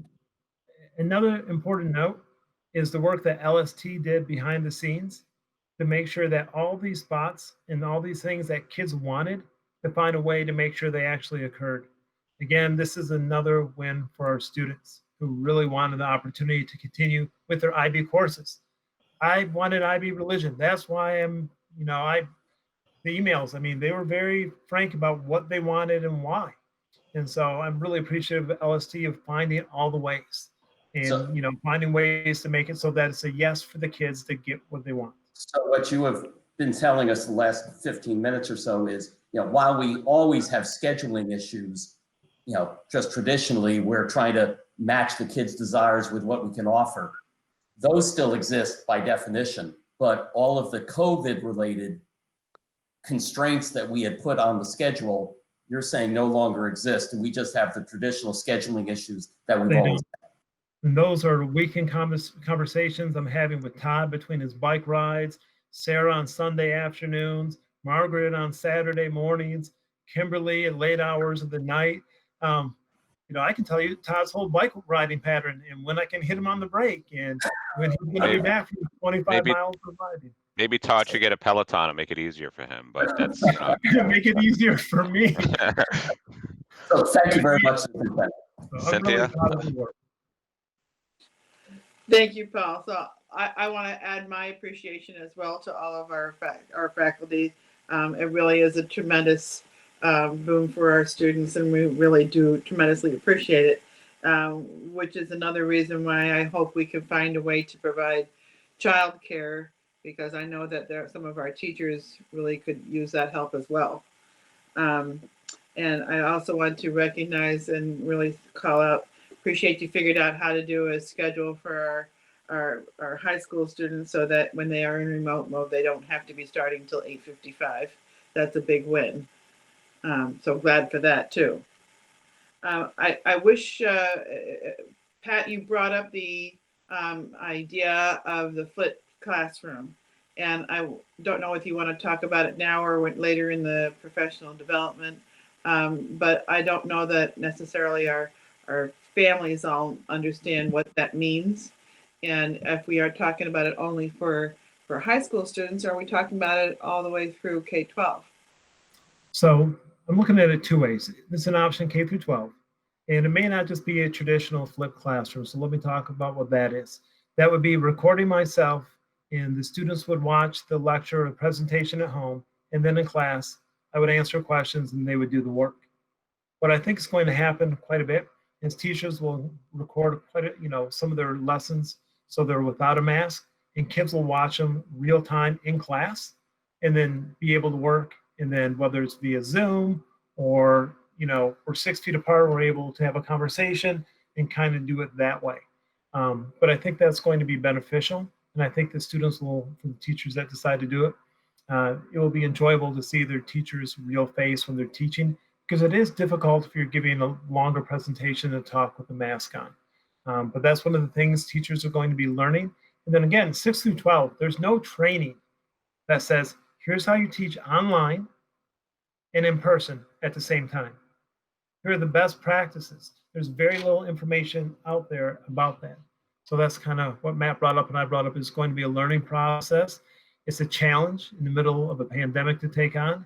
And I'm happy that they took it on. And again, the emails I received from students about how passionate they were about their schedule were just overwhelming. And received as many from students as I did from parents who had questions.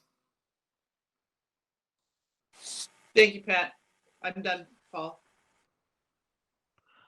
Okay. All right. I'll hold off my special education question later. It's same type of question, 6 through 12. But my question is, looking at co-curricular, obviously things, as Matt McLeod said, DECA, some things you could hold virtually. Once we go back, we could probably social distance based on the number of size. What about something like theater? I know we were looking at getting tents, having them outside. Are we still getting tents? And for some of those where it's obviously very, very difficult, are we looking at, especially during this early time frame, to have some of the co-curriculars maybe meet outside under tents to the extent we can, when they're so large in numbers? And I'll just throw out theater as an example. If we are returning to school based on the proposal tonight, we will be putting tents up at all of our properties. Okay. And Dr. Fauci just came out, I believe it was 3 days ago, with the statement regarding having classes outside as much as possible is a priority. Yeah, I was looking at more of not the class. I get the classes. There's theater classes. I was looking at co-curriculars, like putting on like practicing for a play. Let's just say to basically have 100 students, and instead of doing it, you're not going to do it in an auditorium. I get that. It's impossible. Can we do what like band camp did? Can we do it outside in a safe way because it's outside? Absolutely. Okay. All right. That's my only question. I guess, Howard, to your point about taking a break, why don't we go through everyone's questions and then we could take a 5-minute break. So that was mine. Mark? Thank you. Just want to make sure I understand this. So let's say there's one section of a class, AP, whatever you want to call it. And in the AB model, when kids return to school, half the class will be there on the A day and the other half the class will be there on the B day? Or correct. Okay. And the day you're at home, you remote in. So, okay. Have we thought about the situation where, let's say we have a class like that, and it turns out, on the A days, let's say there's 24 students in the class, and on the A days, there's 12 kids coming, and on the B days, we only have 2 kids coming in, that the A kids might be able to come on the B day if they want to. It doesn't work with buses, but a lot of the high school kids drive, and how that might work. That's definitely something we can look at.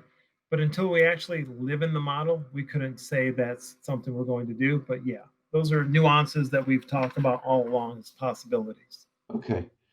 And second, in slightly different topic, in looking at all this, it looks like to make all this work K through 12, we're going to be running double the amount of bus loops that we usually run.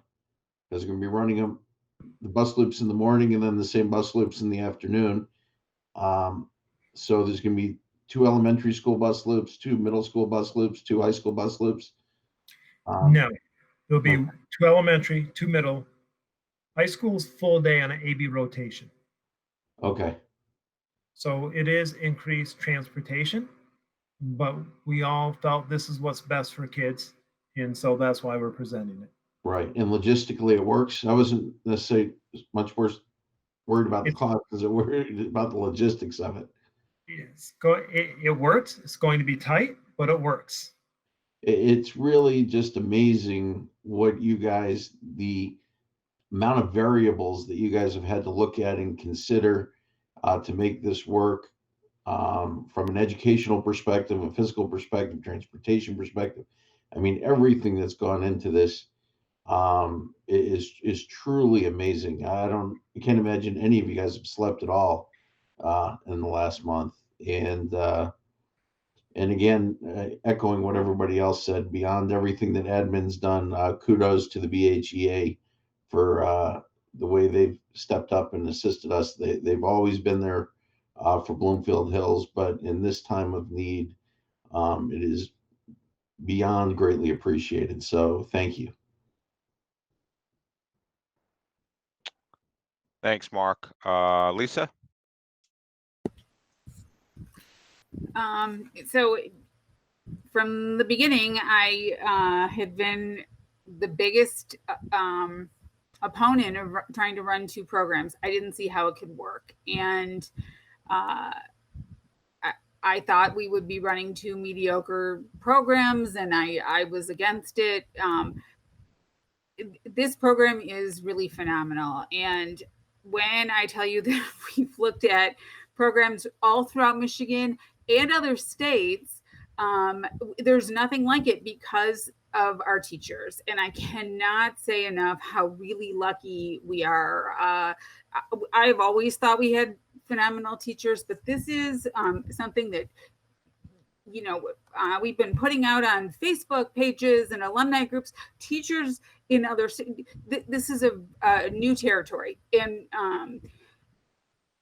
it's because of the relationship in part that, Pat, you've built with them.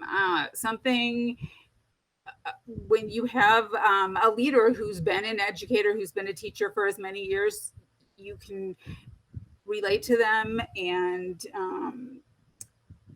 reach an agreement that's really unlike any I've ever seen. And this is, a lot's been made of the word seamless. And I know in a pandemic, nothing is seamless, but this program allows our students to come and go, depending on whether come and go virtually or in person, according to their comfort level, or according to, if someone's quarantined, they can pick up, not miss a beat because of what our teachers have been able to give. I just want to make sure parents really understand how challenging this is, because it's synchronous learning is new to everybody. But when you think of a teacher with portion of the class that's live and another portion that's watching and interacting from home, that's an incredibly challenging thing to do. So I know our parents are understanding. The support and emails we've gotten on the board over the last couple weeks have been really tremendous, and they mean a lot. I know that you'll extend that same grace to our teachers as they pick this up, because and students as well.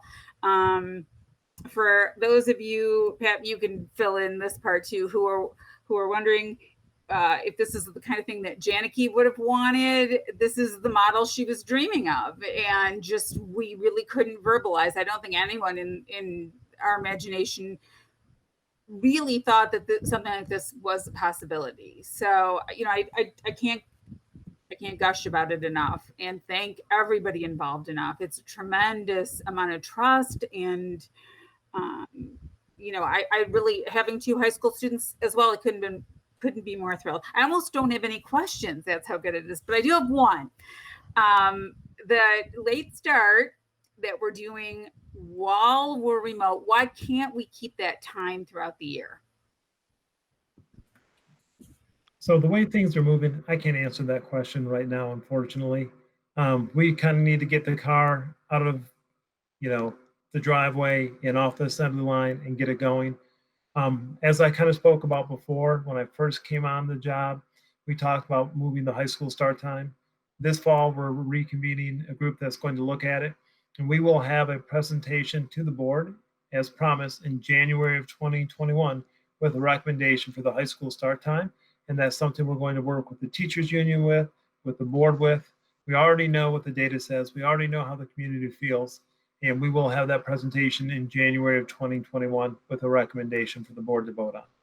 Okay, and I do appreciate that. I just want to say, on a year where we are we are relaxed in seat time hours, and where we don't have nearly as many after school activities to consider, it might be a good year to kind of test out, a good test year for it. Can we at least consider doing something like that? Oh yeah, as soon as you brought it, even before you brought it up, is something, we need to consider. And something that is definitely front and center of a lot of students' minds as well. I just don't want to sit here and guarantee we can do something when things are so fluid right now. Right. I bet when they start the year at 9, and I know they're grateful and we all are because of this program, but when they start at 9 and then they phase back in, it's going to feel like a loss. And they've already sacrificed so much, Right.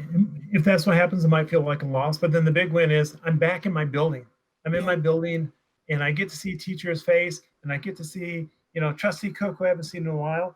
I mean, I haven't seen you guys face to face in forever, it seems like. It's not the same. It's sad. So that would be the big win. But again, I don't want to promise anything we can't do, but everything needs to be considered continuously. So definitely. Anything else, Jennifer?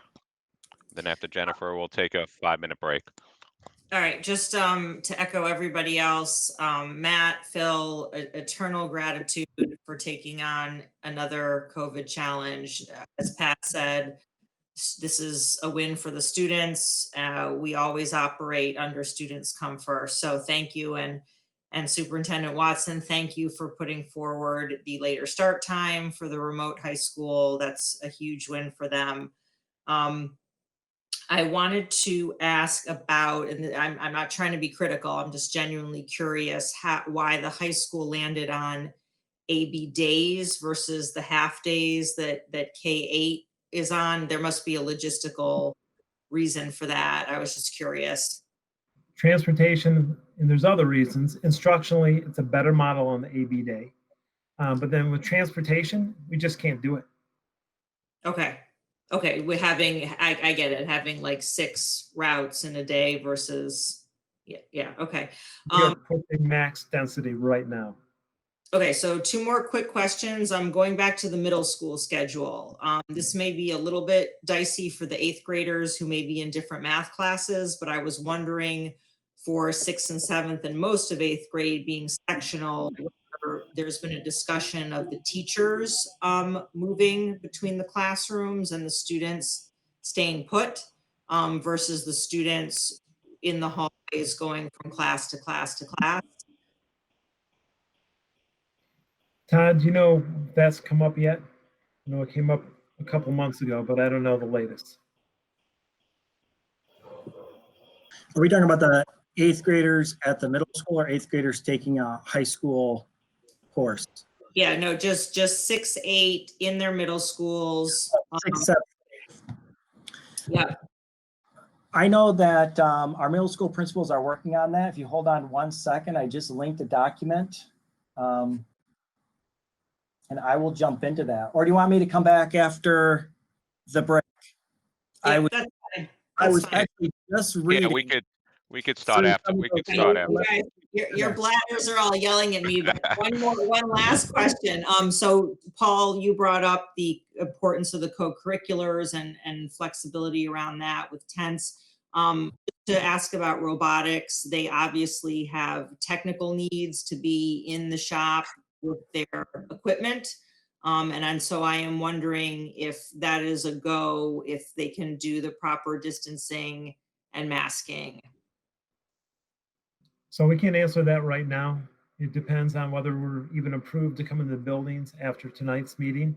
And then if we are, then we would need to work with Leonard and then with our nurses on what best and safest practices would be for robotics, because it is a little bit different. My understanding is they really can't go outside and put all their stuff outside. And so we need to come up with a plan that is specific and tailored for them, that would meet the safety needs to get them going. And I know they're anxious to get going because the emails have told me so. Let me ask Dr. Cook, I mean, is FIRST Robotics nationwide, are they going to have a program this year?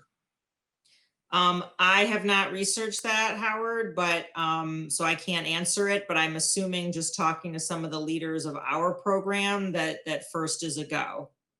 Because that would be All a right, with question. that, Trustee Barron? with that, Nationwide I program. don't want to spend, I don't Hold want to on. spend all this. Okay, President Colin, can I say one thing to Trustee Barron?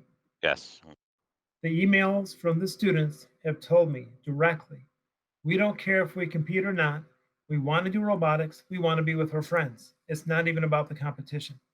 It's about that camaraderie. That's what they're asking for. Got it. Thank you. And a great deal of that program can be done outside, but the technical stuff, you know, cannot when you're talking about getting into using the various machines. All right, with that, we will It looks, I resume just at 9. Googled it. I just Googled it and it says it's remote. Okay. We will resume at 9:25. We'll have a 5.5-minute break. All right. Thank you. We'll come back, Todd. You'll come back with the answer to that question, and then we'll go to the probably special education part.